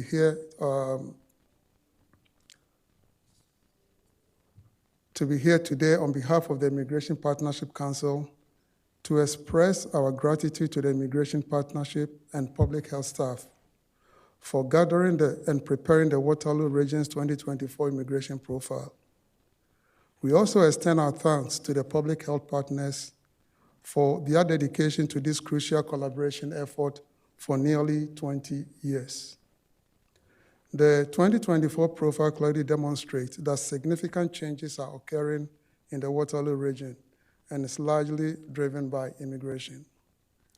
The profile also reflects the insights gathered from nearly 1,700 participants in the 2023 immigration survey, aligned closely with their experiences in living in the Waterloo region and highlighting some of the most significant challenges. When the Immigration Partnership was established 15 years ago, and the region of Waterloo took on the role of hosting this initiative, it was crucial for our regional community to prioritize effective and thoughtful immigration practices. In 2019, Lucia Harrison of the KW Multicultural Center and the inaugural chair of the Immigration Partnership Council was here, emphasizing the need for increased involvement from municipal staff, a stronger community focus on attracting and retaining immigrants, and a greater engagement and advocacy from Regional Council on immigration issues. 5 years later, we are witnessing the substantial growth driven by immigration and significant effort of numerous community partners to support that growth. As Tara mentioned, the region of Waterloo has implemented several important service changes. Additionally, we have built extensive community expertise in immigration policies and practices, gaining a deep understanding of what is needed to help immigrants thrive and contribute to a vibrant community.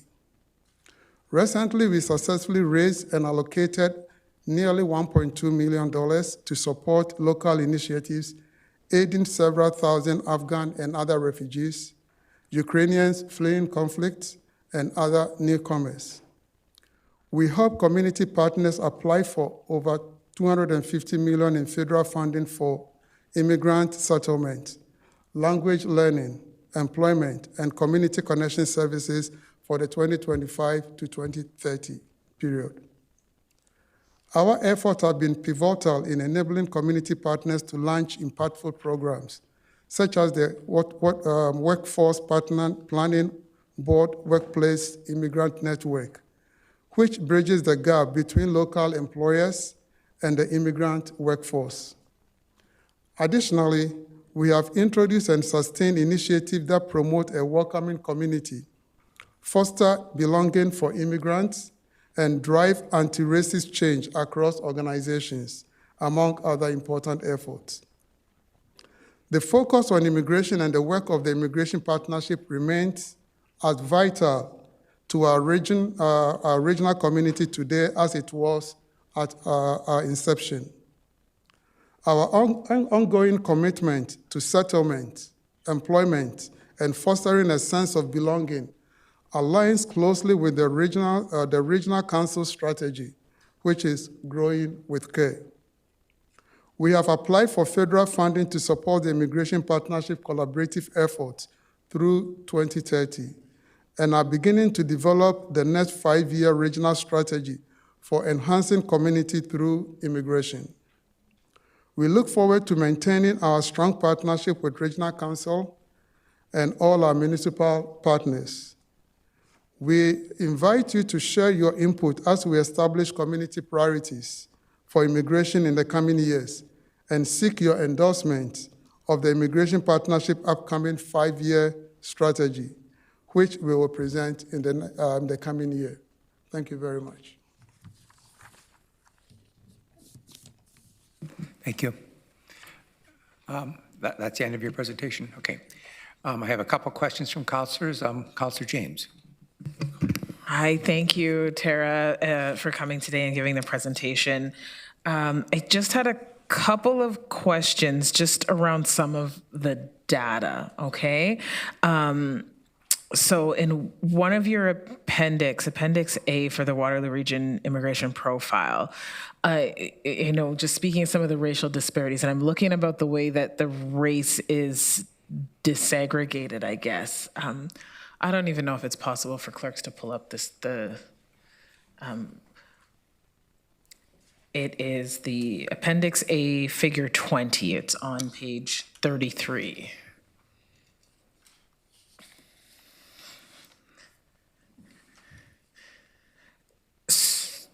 Okay, so the way it's broken out, is this the way Immigration Partnership is collecting the racial identity, or is this just taken from kind of the Stats Canada?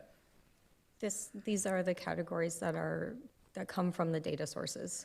Okay, and I know this probably isn't you, but I just want to recognize that the way in which this is done geographically, like Latin America,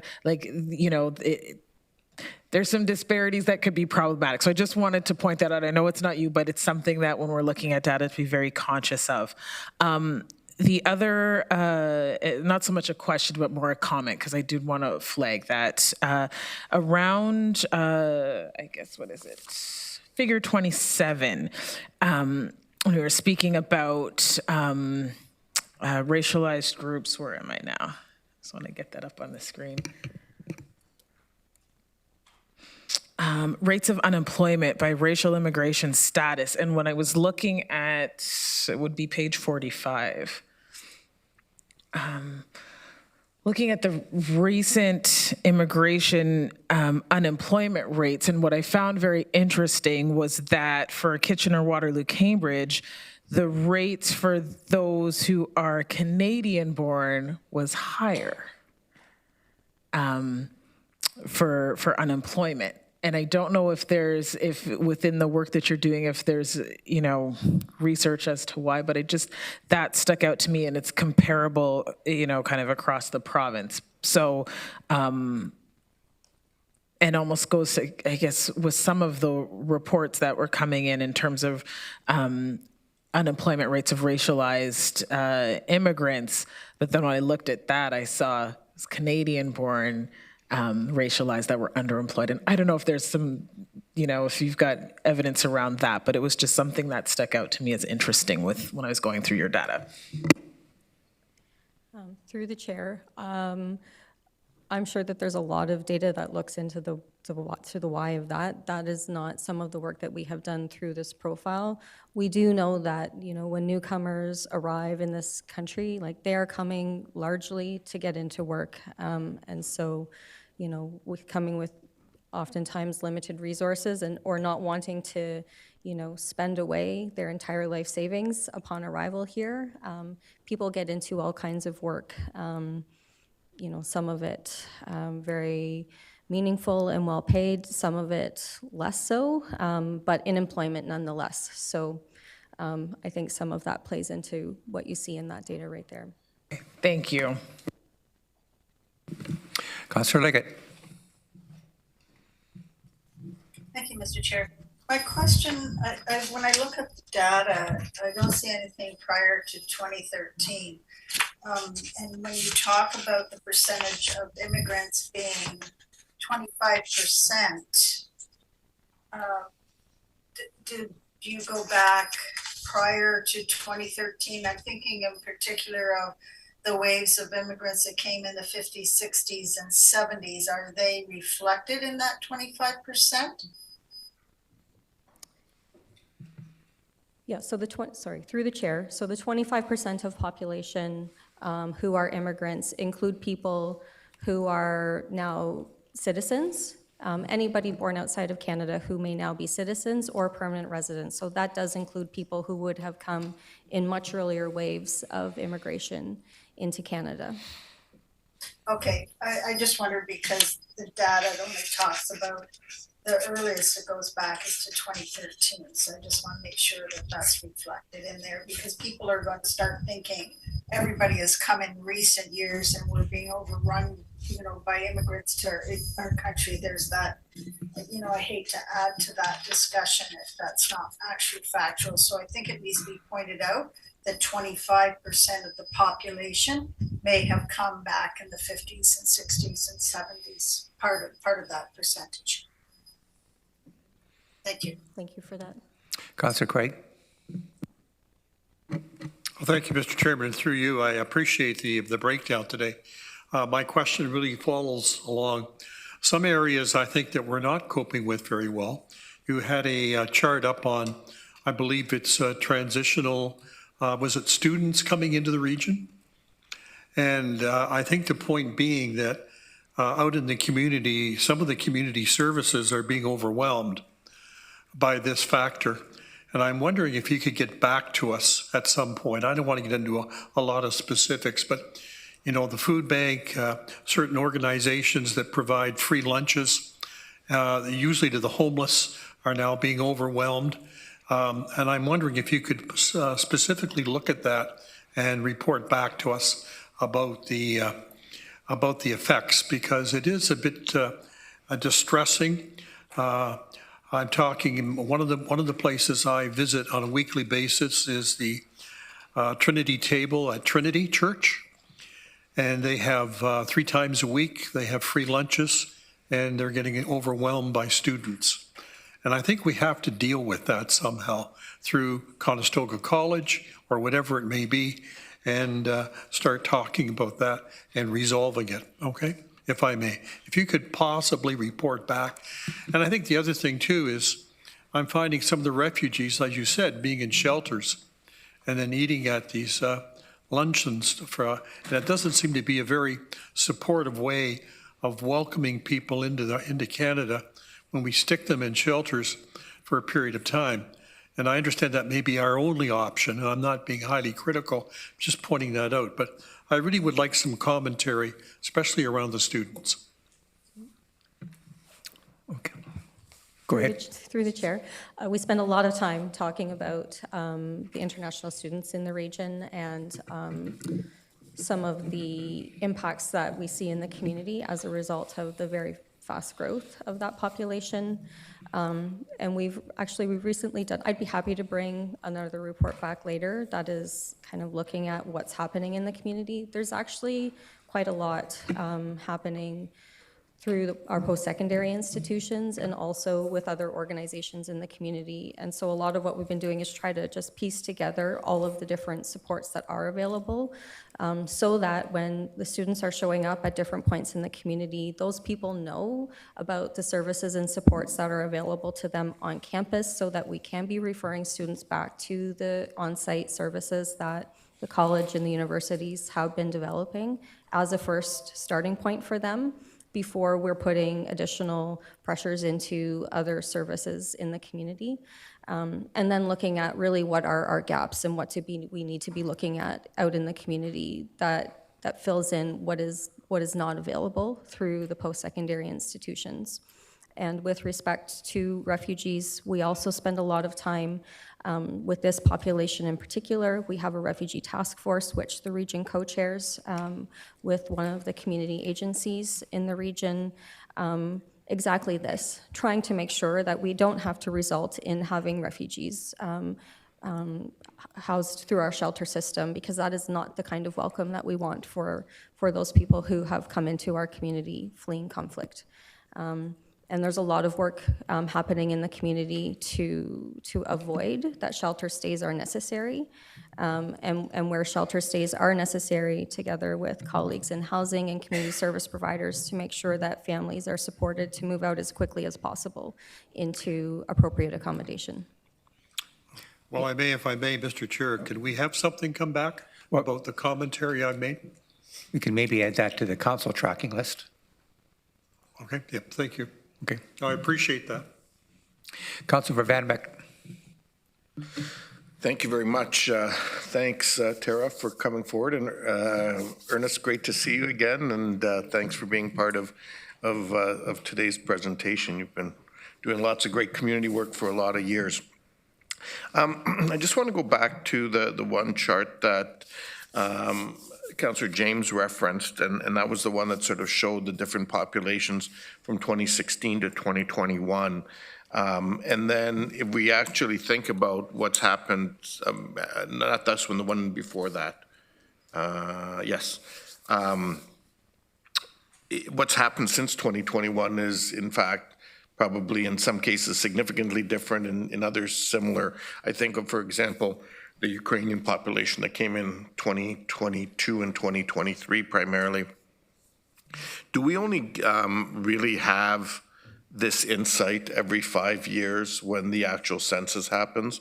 Or is there anything that actually is gathered in some way, shape, or form and that updates that data in between?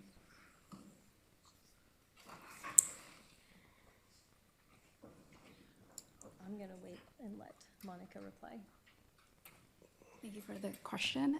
Through you, Chair. So the census data is... Can you just lift the mic up a little for yourself? Oh, sorry. There you go. So the census data is released every 5 years. So it's conducted every 5 years, and it's released in stages. So the next census data will be done in 2026, and the data will be released to the public in 2027.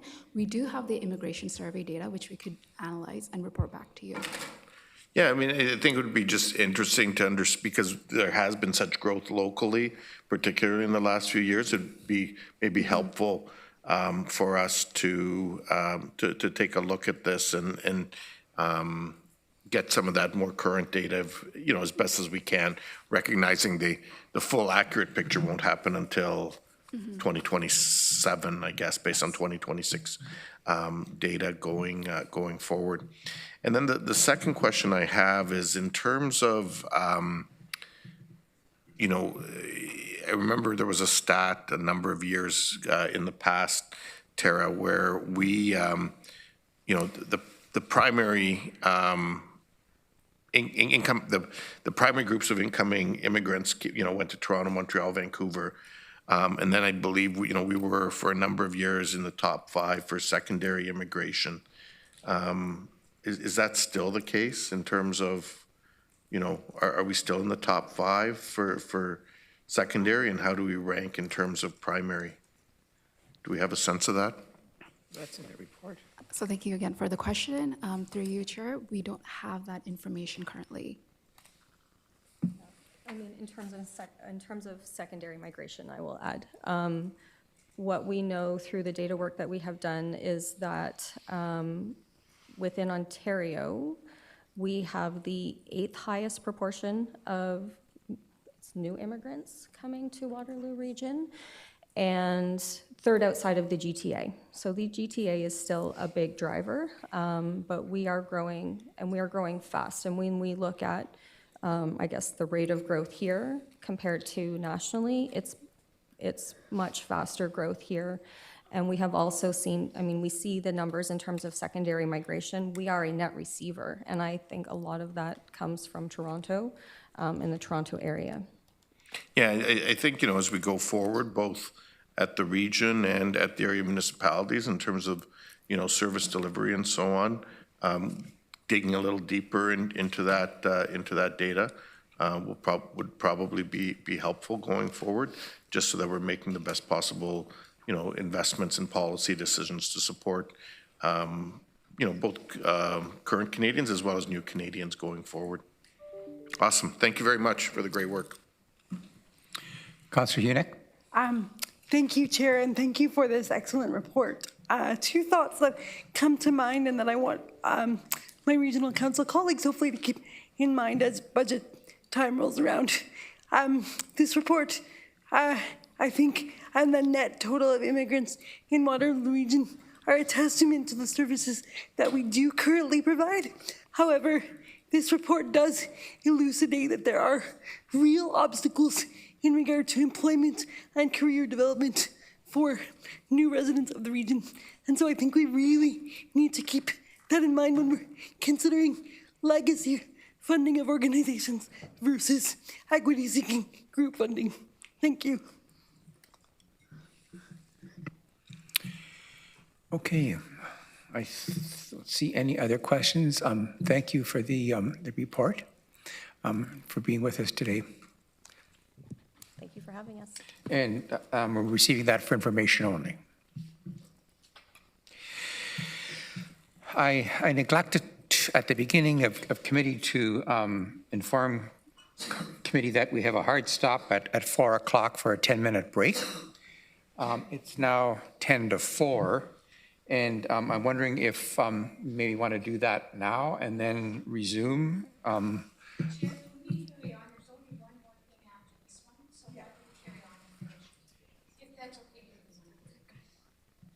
Chair, I'm good until 10 after 4 actually. So we have more than enough time at this point. Thank you. Okay, all right.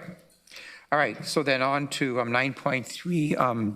Dr. Wong, I think, and Commissioner Sweeney are changing chairs. And we will. No offense. No offense? No. Chief Bridges is also in the audience. Yeah, and are you going to introduce it and then Chief Bridges? It's actually Jennifer that will introduce it, but Chief Bridges is also here in case there are questions.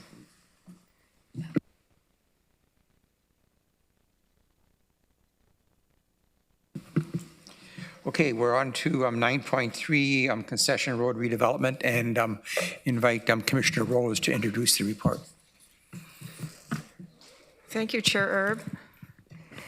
So this report in front of you is in response to council direction to work internally to find the appropriate use for the site 651 concession, including a regional multi-use building or paramedic services, affordable housing, and potentially other integrated social service offerings, excluding any proposal for a homeless shelter. 651 concession was constructed in 2004 by the region of Waterloo as a child care center, and child care operations at the center ceased in September 2021. Paramedic services, children's services, and housing had all expressed interest in the site internally. After consultation with the program areas, it was decided by all of us, mutual agreement, that this site would be redeveloped into a paramedic service station to support the deployment of ambulances, the growing community paramedicine program, and legislated requirements for paramedic training, which aligns with the optimum location to address growing service demand in the Cambridge area. The construction is projected to cost up to $12.6 million. The region's approved capital budget includes $7.1 million for the construction of a new station. The capital budget for this project will need to be updated to reflect timing of construction and increase by $5.5 million in the 2025 budget. Dr. Wong and I are happy to answer any questions you may have. Do you want to add anything to it, Dr. Wong? No. No, okay. Councilor Hunick. Thank you, Chair Erb. The report states that this is currently a shelter for folks with high medical needs, if I'm not mistaken. And I know it said that you will try to house those people or find other solutions for them, which is great. Could you provide a little bit more insight into what that could look like? I'm just a little bit concerned about where vulnerable folks with high medical needs in our community will go should this move forward. I'll take that one. Thank you, Councillor Hunick. I want to express gratitude and thanks to our colleagues at Cambridge Shelter Corp who have been operating this site since the pandemic. It is a capacity location of about 25 beds, and generally we have 13 or 14 of those in use on any given night. It is part of our ongoing transition plan. I don't have a specific location of where that service will go, but I can assure you that what we have learned in the last 3 or 4 years is the benefit of having specific beds within our housing stability system for frail and elderly individuals with complex medical needs specifically is a target population that we continue to have to serve uniquely. So we will, over the course of the transition period, continue to operate there, and then at the point of transitioning over, we will be looking to have another location for that service, because it is an important one that I think we need to carry on with. Thank you. I appreciate that you recognize the importance of that. I can attest to it as well. Thank you. Chair Redmond. Chair Erb, I would be prepared to move the recommendation. I really want to thank staff for their due diligence, and I think this again completes a systemic response that we have for paramedics and paramedicine throughout the region. I think this is a great project, and happy to move the recommendation. Councillor Foxton as the seconder. Thank you. Councillor Wolf. Through you, Chair. I have no problem with this being a paramedic service hub. In fact, I think it's an excellent location and a much-needed service. However, I am very disappointed that we are not pushing for affordable housing and a childcare center as well. I know it's a budget thing at this point. However, I must admit that the two most common requests I get are for either affordable housing or childcare. There are so many people right now. Our childcare waiting lists are huge, as are affordable housing lists. And I think we should maybe take a second look at this location to see if there is a possibility of building more than just the paramedic service hub. I think the provincial government made an announcement the other day about more money for affordable housing. I know we are going to Ottawa on Sunday and meeting with various ministers and frankly begging for the funds for these kinds of things, affordable housing, childcare, healthcare, etc. So I'm not ready to give up yet on this being a hub for many services, though I am in complete agreement that this is an excellent location for our paramedic services, and it's much needed. But I would like to see if we could just maybe take one more look at adding either affordable housing, childcare, or both. Thank you. Councillor Vanovic. Oh, I'm sorry, Mr. Sweeney wanted to respond. Sorry. Yes, through you, Chair. Thank you, Councillor Wolf, for your advocacy on this. Staff agree 100% that, always including the provision of affordable housing and childcare is an important aspect. And in fact, we've built that into our process, which is, I want to actually thank my colleagues and paramedics who slowed down their process a little bit to accommodate that conversation. Councillor Wolf, I can tell you specifically with the childcare center, the capital cost of adding the childcare center was about $7 million capital funding that we simply don't have. And if we did have that amount of resource available for space, the number of locations we would be able to support providers out in the community in existing space would take priority over building a brand new one on our own. So there's both a functional and a financial implication. And the affordable housing in the original concept approached almost $50 million if we included everything, and affordable housing with just the paramedics was $31 million for 44 units. And as council knows, we are nearing the finish line of building better futures, both in terms of the number of units. We expect to exceed that, and we are working on a number of initiatives, including the next version of building better futures in terms of what the next investment will look like. And to put this particular location ahead of that process didn't feel prudent, again, also without access to those fiscal resources that we would have needed to put forward. So Well, I can assure you that I and my team bully our way into every conversation, and including affordable housing and childcare.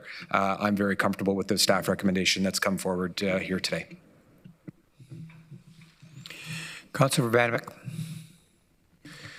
Yeah, well, thank you very much, and thanks to staff for the report. I too am supportive of the proposal, but I share Councillor Wolf's concern, quite frankly. And, you know, I just think that, quite frankly, it almost borders, and I'll say it, I think it almost borders on being immoral to be building a new building like this in 2024, when we know there are housing needs in the community, and when we know that there are sustainability issues that we should be considering, and to be building a single-use building and not maximizing that opportunity just doesn't make any sense to me.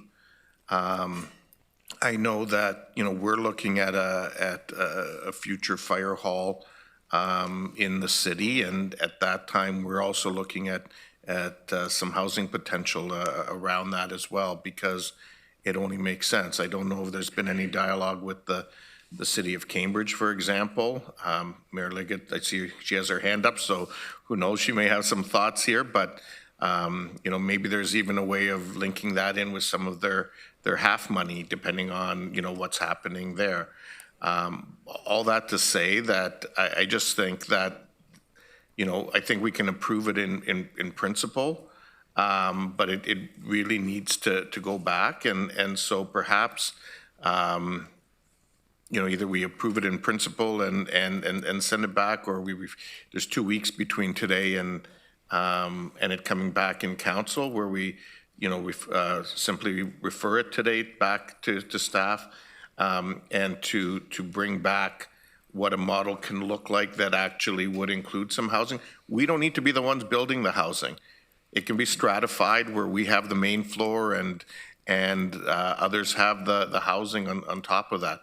I mean, I know the region is keen on being a partner with the Habitat for the Habitat Initiative with others in the community. This could be a potential piece of land that could see either some rentals or some co-ops potentially being linked to that, and they could access CMHC funding and other funding to make it happen. So it's really, you know, recognizing that we have some land that's available here.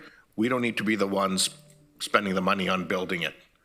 And so, you know, I'm interested in hearing the rest of the discussion, but I'm prepared to move a referral back to council for council in 2 weeks, with a recommendation that would give staff some time to structure a recommendation that could allow us to explore housing going forward. Commissioner Rose. Thank you, Chair. To Councillor Vanovic and Councillor Wolf and others who've spoken about childcare and housing, we did look at that quite seriously as part of our internal discussions. One of the reasons childcare is not recommended for this site is the safety issue of the children and the traffic issues with the paramedic station. So for pick-up and drop-off times, we need the paramedics' vehicles to be able to leave the site, as well as just, you know, general safety issues with respect to the vehicles using that space. So there is practical considerations around childcare. With respect to affordable housing, we did look at the site and creating, I think it was 3 or 4 floors above the paramedic station for affordable housing. But as Commissioner Sweeney said, the cost was close to $50 million because we would need to, because of the size of the lot, we would need to put in underground parking. However, I would like to direct Council's council to page 3 of 5 of the report, where we're speaking with the Waterloo Region District School Board. So they do have land around the school that is there. And if they declare that land surplus, we could potentially acquire that land to put in affordable housing and childcare in that space. So staff have carefully thought about what we could do with this space, and we do agree and have the same priorities as council with respect to community needs around affordable housing and childcare. If the councillor would like to refer the report, we could provide the information of the analysis we have already completed with respect to childcare and affordable housing beyond that site. Okay, well, thanks for that information. And so I do think that certainly having that information before we make a decision would be helpful, as would if council decided to go in the direction of wanting to proceed with something that could include a community partner, what a recommendation to that effect might look like. And I would turn to our staff to provide that. So at the appropriate opportunity, Mr. Chair, I guess I would move referral. It's got to come back in 2 weeks anyway. So I think having that information would be helpful so that council is making an informed decision. Okay, Commissioner Rose, I think, wants to respond to that, and I have 5 other speakers, so maybe we'll deal with the other speakers first before we deal with the deferral. Thank you, Chair. I did forget one point. The paramedic station is urgently needed in this location, and perhaps Dr. Wan wants to expand upon that. And that is, one of the reasons, like pushing this out to further consider other uses for the site will delay that project. And I think if Dr. Wong could possibly speak to that, that would be great. I do know that the design has been delayed as we've had our internal discussions, and Dr. Wong has been very patient. However, perhaps you would like to expand on that, Dr. Wong. Thank you, Commissioner Rose. I would just like to support the idea that we do have to move as quickly as we can on building this station. So the building of the station has been delayed to accommodate, consideration of other potential uses. And as Commissioner Rose had mentioned, staff did look into it in detail. And so, as a result of that, we came forward with the recommendation that's outlined in the report. And the purposes of bringing this report forward now is to provide some clarity for staff so that we can go to the next phases of building this station as soon as we can, if possible. Thank you.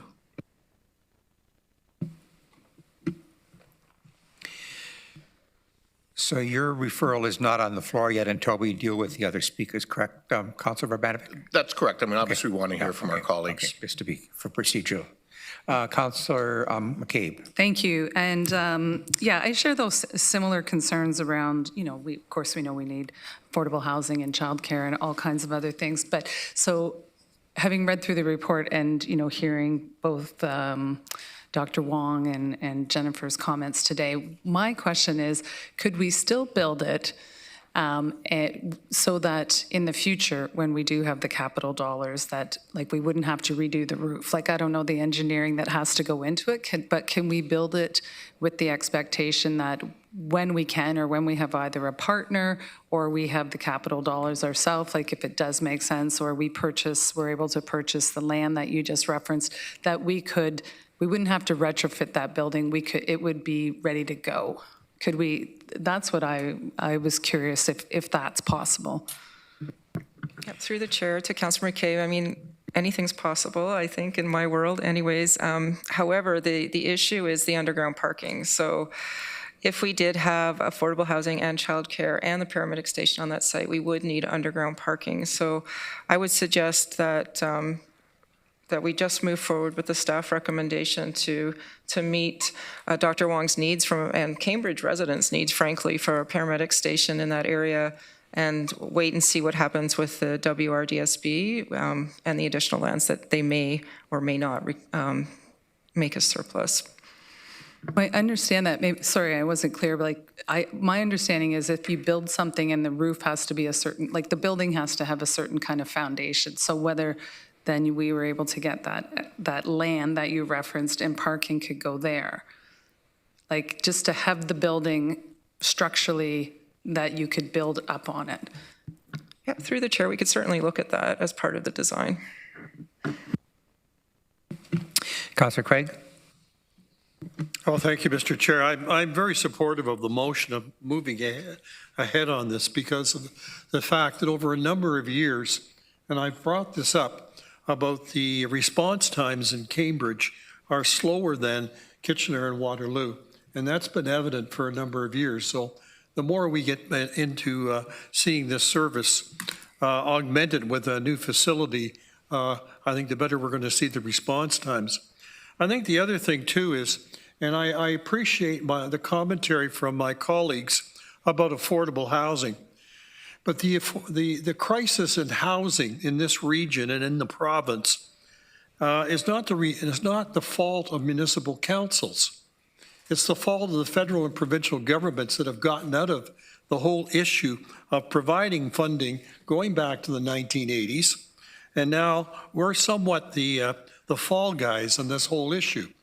And as much as I want us to continue doing what we can, I think we have to be cognizant of that and to realize that as of tomorrow, Councillor Harris and I are on a subcommittee to look at a 13% increase in the budget this year. And we just can't afford a lot of these things that we'd like to do. And I think we have to keep this in perspective all the time. And that is going back to who's responsible and making sure that we try to do what we can do, but we just don't have the funding to do all these things. And I see that on a number of issues. Thank you, Mr. Chair.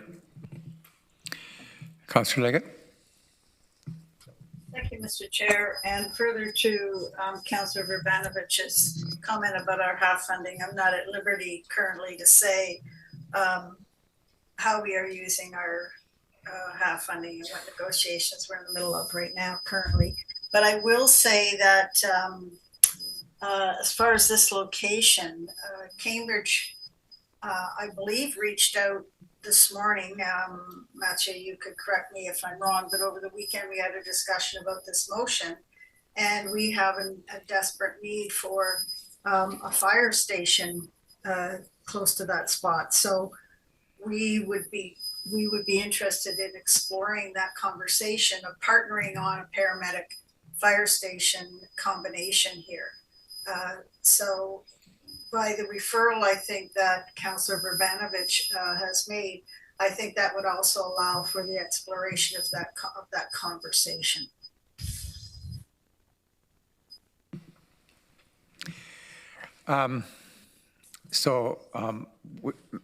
Okay. Through you, Chair, just I was not aware of this specific ask. Again, just the report clearly, I think, reminds you that this is an initial report came in October 2023, laying out the different options for the program. So and there was a consultation with the city at the time that was continued throughout the process. So this is news to us. Again, everything's possible, but just a reminder that it's been already 10 months since the last report came to council, and we examined the different options that we're bringing forward to you today with the recommendation, with the staff recommendation that you see in this report. I wasn't trying to place blame on anybody at the region. I'm just saying that I understand this is late in the game. At the time and when that came forward, it was the discussion of childcare or affordable housing or something along those lines. So it never entered the minds of anybody at the city, but it has now. And I think that the potential is there for having that conversation, which would save both of us money and a good use of the property. So I just want to put that out there. I understood that there was going to be a conversation this morning, but perhaps it couldn't happen because we've been in meetings all day here. So no blame being administered to anybody here. I'm going to ask Commissioner Rose to respond, and then we are past 4:10. So Commissioner Rose. Through the chair to Councillor Liggett, we could certainly speak with city staff about that possibility. However, I'd like to remind council that this project has been delayed already. I'm not sure how long, Dr. Wan, but it's certainly a number of months. And I know if the chief of paramedics were here, he'd be, he is here. Maybe he can describe why this is so critical that we do not delay this project any longer. Perhaps the chief could come up. I was hiding from you, sorry. Through you, Mr. Chair. Thank you very much for the opportunity to speak today. This project is obviously really important to us for our master plan that's in existence right now. And through that master plan consultation process, this exact street and almost exact location was identified as a high urgent need area for a paramedic response station to support the residents of Cambridge and also to support our response to the 401 and other areas like that. So the urgency is there. We have, and I appreciate Commissioner Rose's acknowledgement earlier of our patience as we went through the consultation process with community services and other partners on what to do for that land. Obviously, I, like everybody else, I'm here at council's direction, but I would strongly encourage that we move forward in this project as quickly as we can. We are probably, from an operational perspective, at least 2 or 3 years from this project being operational, and we probably needed it 2 or 3 years ago. So that would be my comment on that, if that helps. Thank you. We are now going to take a 10-minute break and resume this conversation. And I'm wondering, do we have to have some kind of a conversation? This is still Community Health Services Committee, and we have the sustainability, I can't remember the new name of it, as I do next. So what are people's time frames here? What's your pleasure? Why don't we discuss? You have to leave now. Anybody else I have have to some? also leave. I have a closed door for city and full council tonight as well, and we're starting in 15 minutes. So I prefer a vote on this before we take a break. Why don't we, Chantel has gone for her break, so why don't we have a conversation right now what we're going to do while that's happening. Was that a call for the question, though? Pardon me? No? Okay.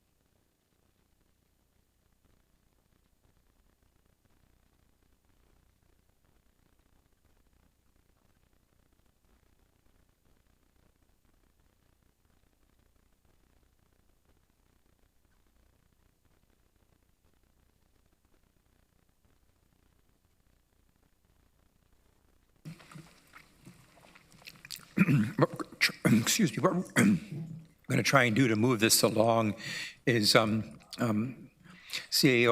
Getsky would like to make some comments, and then I'm going to ask that if there is a seconder for the referral, that we deal with that.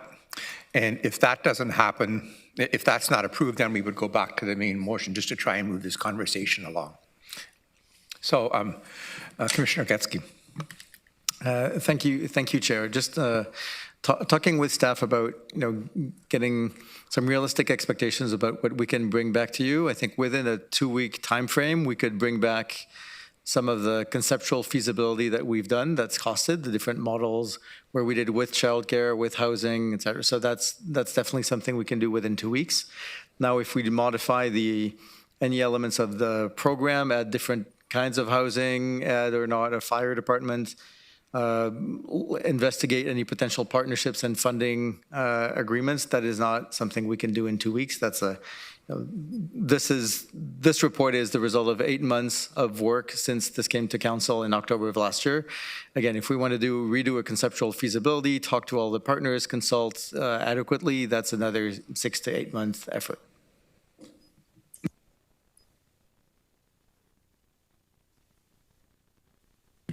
The motion of deferral, I think, can we put it up on the screen?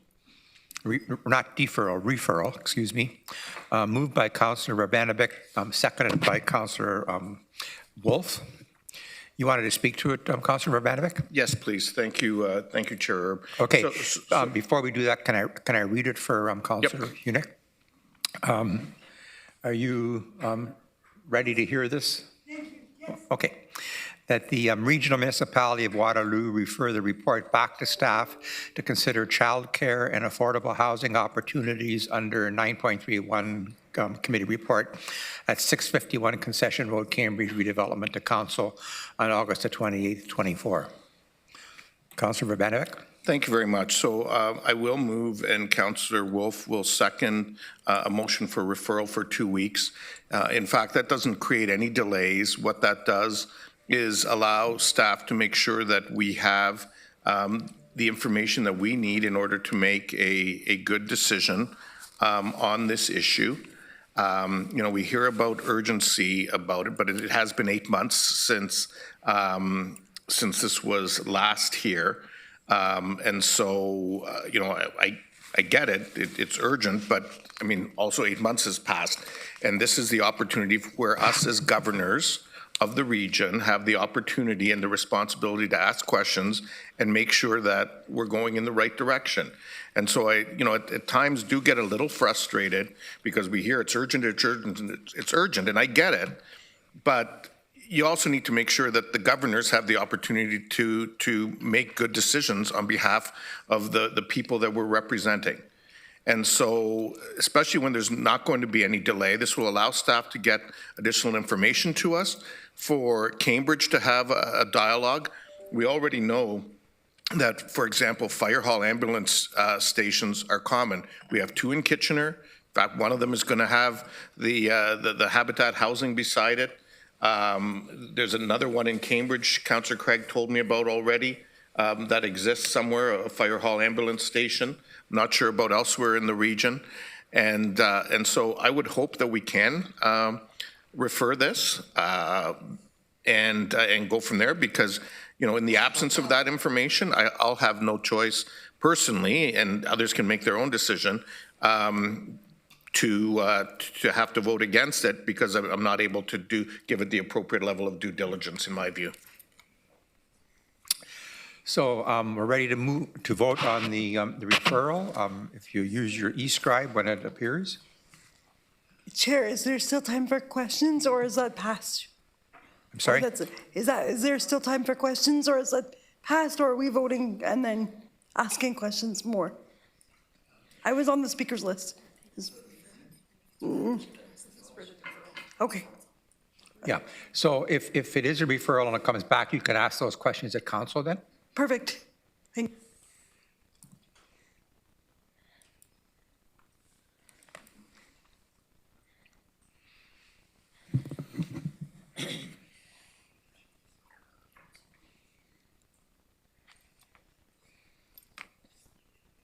Everybody vote. Okay, so the referral is defeated. So now we can go back to the main motion, and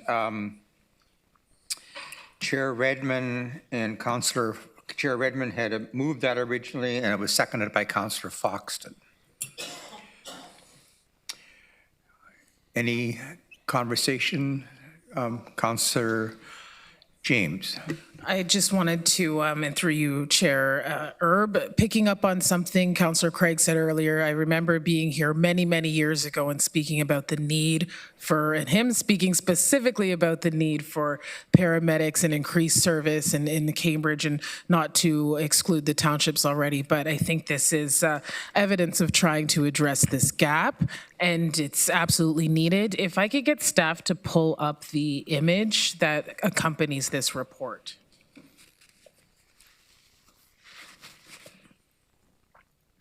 Of the site location. Okay, so, and I'm looking at all of that intensity and the density there. Where is the next station in proximity to this, if staff could answer that? Okay. Yeah. Mr. Chair, would you like me to respond to Councillor James' question? Go ahead. Thank you. And through you, Mr. Chair, we have a station on Pine Bush Avenue in Cambridge. We have another one on Maple Grove Avenue, which is our south headquarters hub. And we have additional stations kind of supporting the overall community. This location, I appreciate that you brought up the density in that area. This location really does address a real need for us because it streamlines responses in the Cambridge community due to the artery that Concession Road provides in terms of us being able to access all areas of Cambridge. And because it's supported by the other stations that we have existing in our inventory, it really will address, we believe, response times in a positive way for the Cambridge community. Thank you. Okay, thank you. That's all I have. Councillor Hunick. Thank you, Chair. There was a comment made previously that a standalone paramedics facility would be immoral, and I just want to state that I think that's absolutely an inappropriate comment. Sure, we all care about affordable housing at this point, but there are many other ways to do that, and we don't need to be making value judgments. Staff have good reasons for the decisions they present to us. That being said, my question is, with respect to the requirements for underground parking, where's that requirement coming from? Is that a regional council bylaw? Can we repeal it? Do we need it? So through the chair to Councillor Koenig, the minimum parking requirements are set by the area municipality. Yes, or if this was in Waterloo, it would be Waterloo, et cetera, et cetera.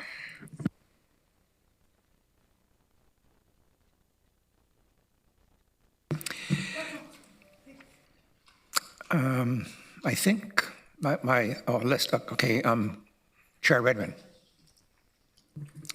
I'm going to ask that you call the question. Call the question. Use your e-scribe to vote. And we're voting on the staff recommendation.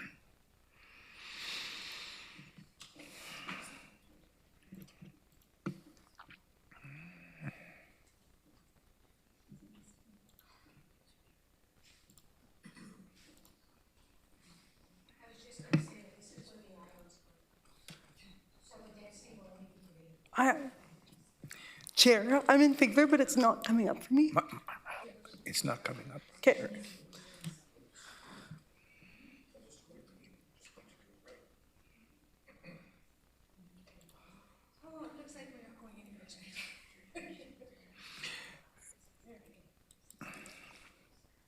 E-scribe is also tired.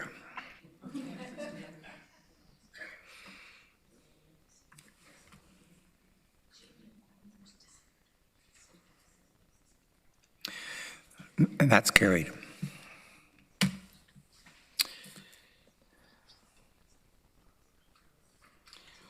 Item number 10, information correspondence.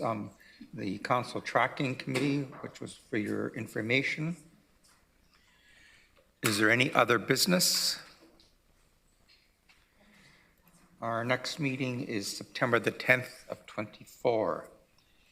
I would ask for a mover and a seconder to adjourn. Moved by Councillor Salonen, seconded by Councillor Wolf. Use your e-scribe to indicate your support.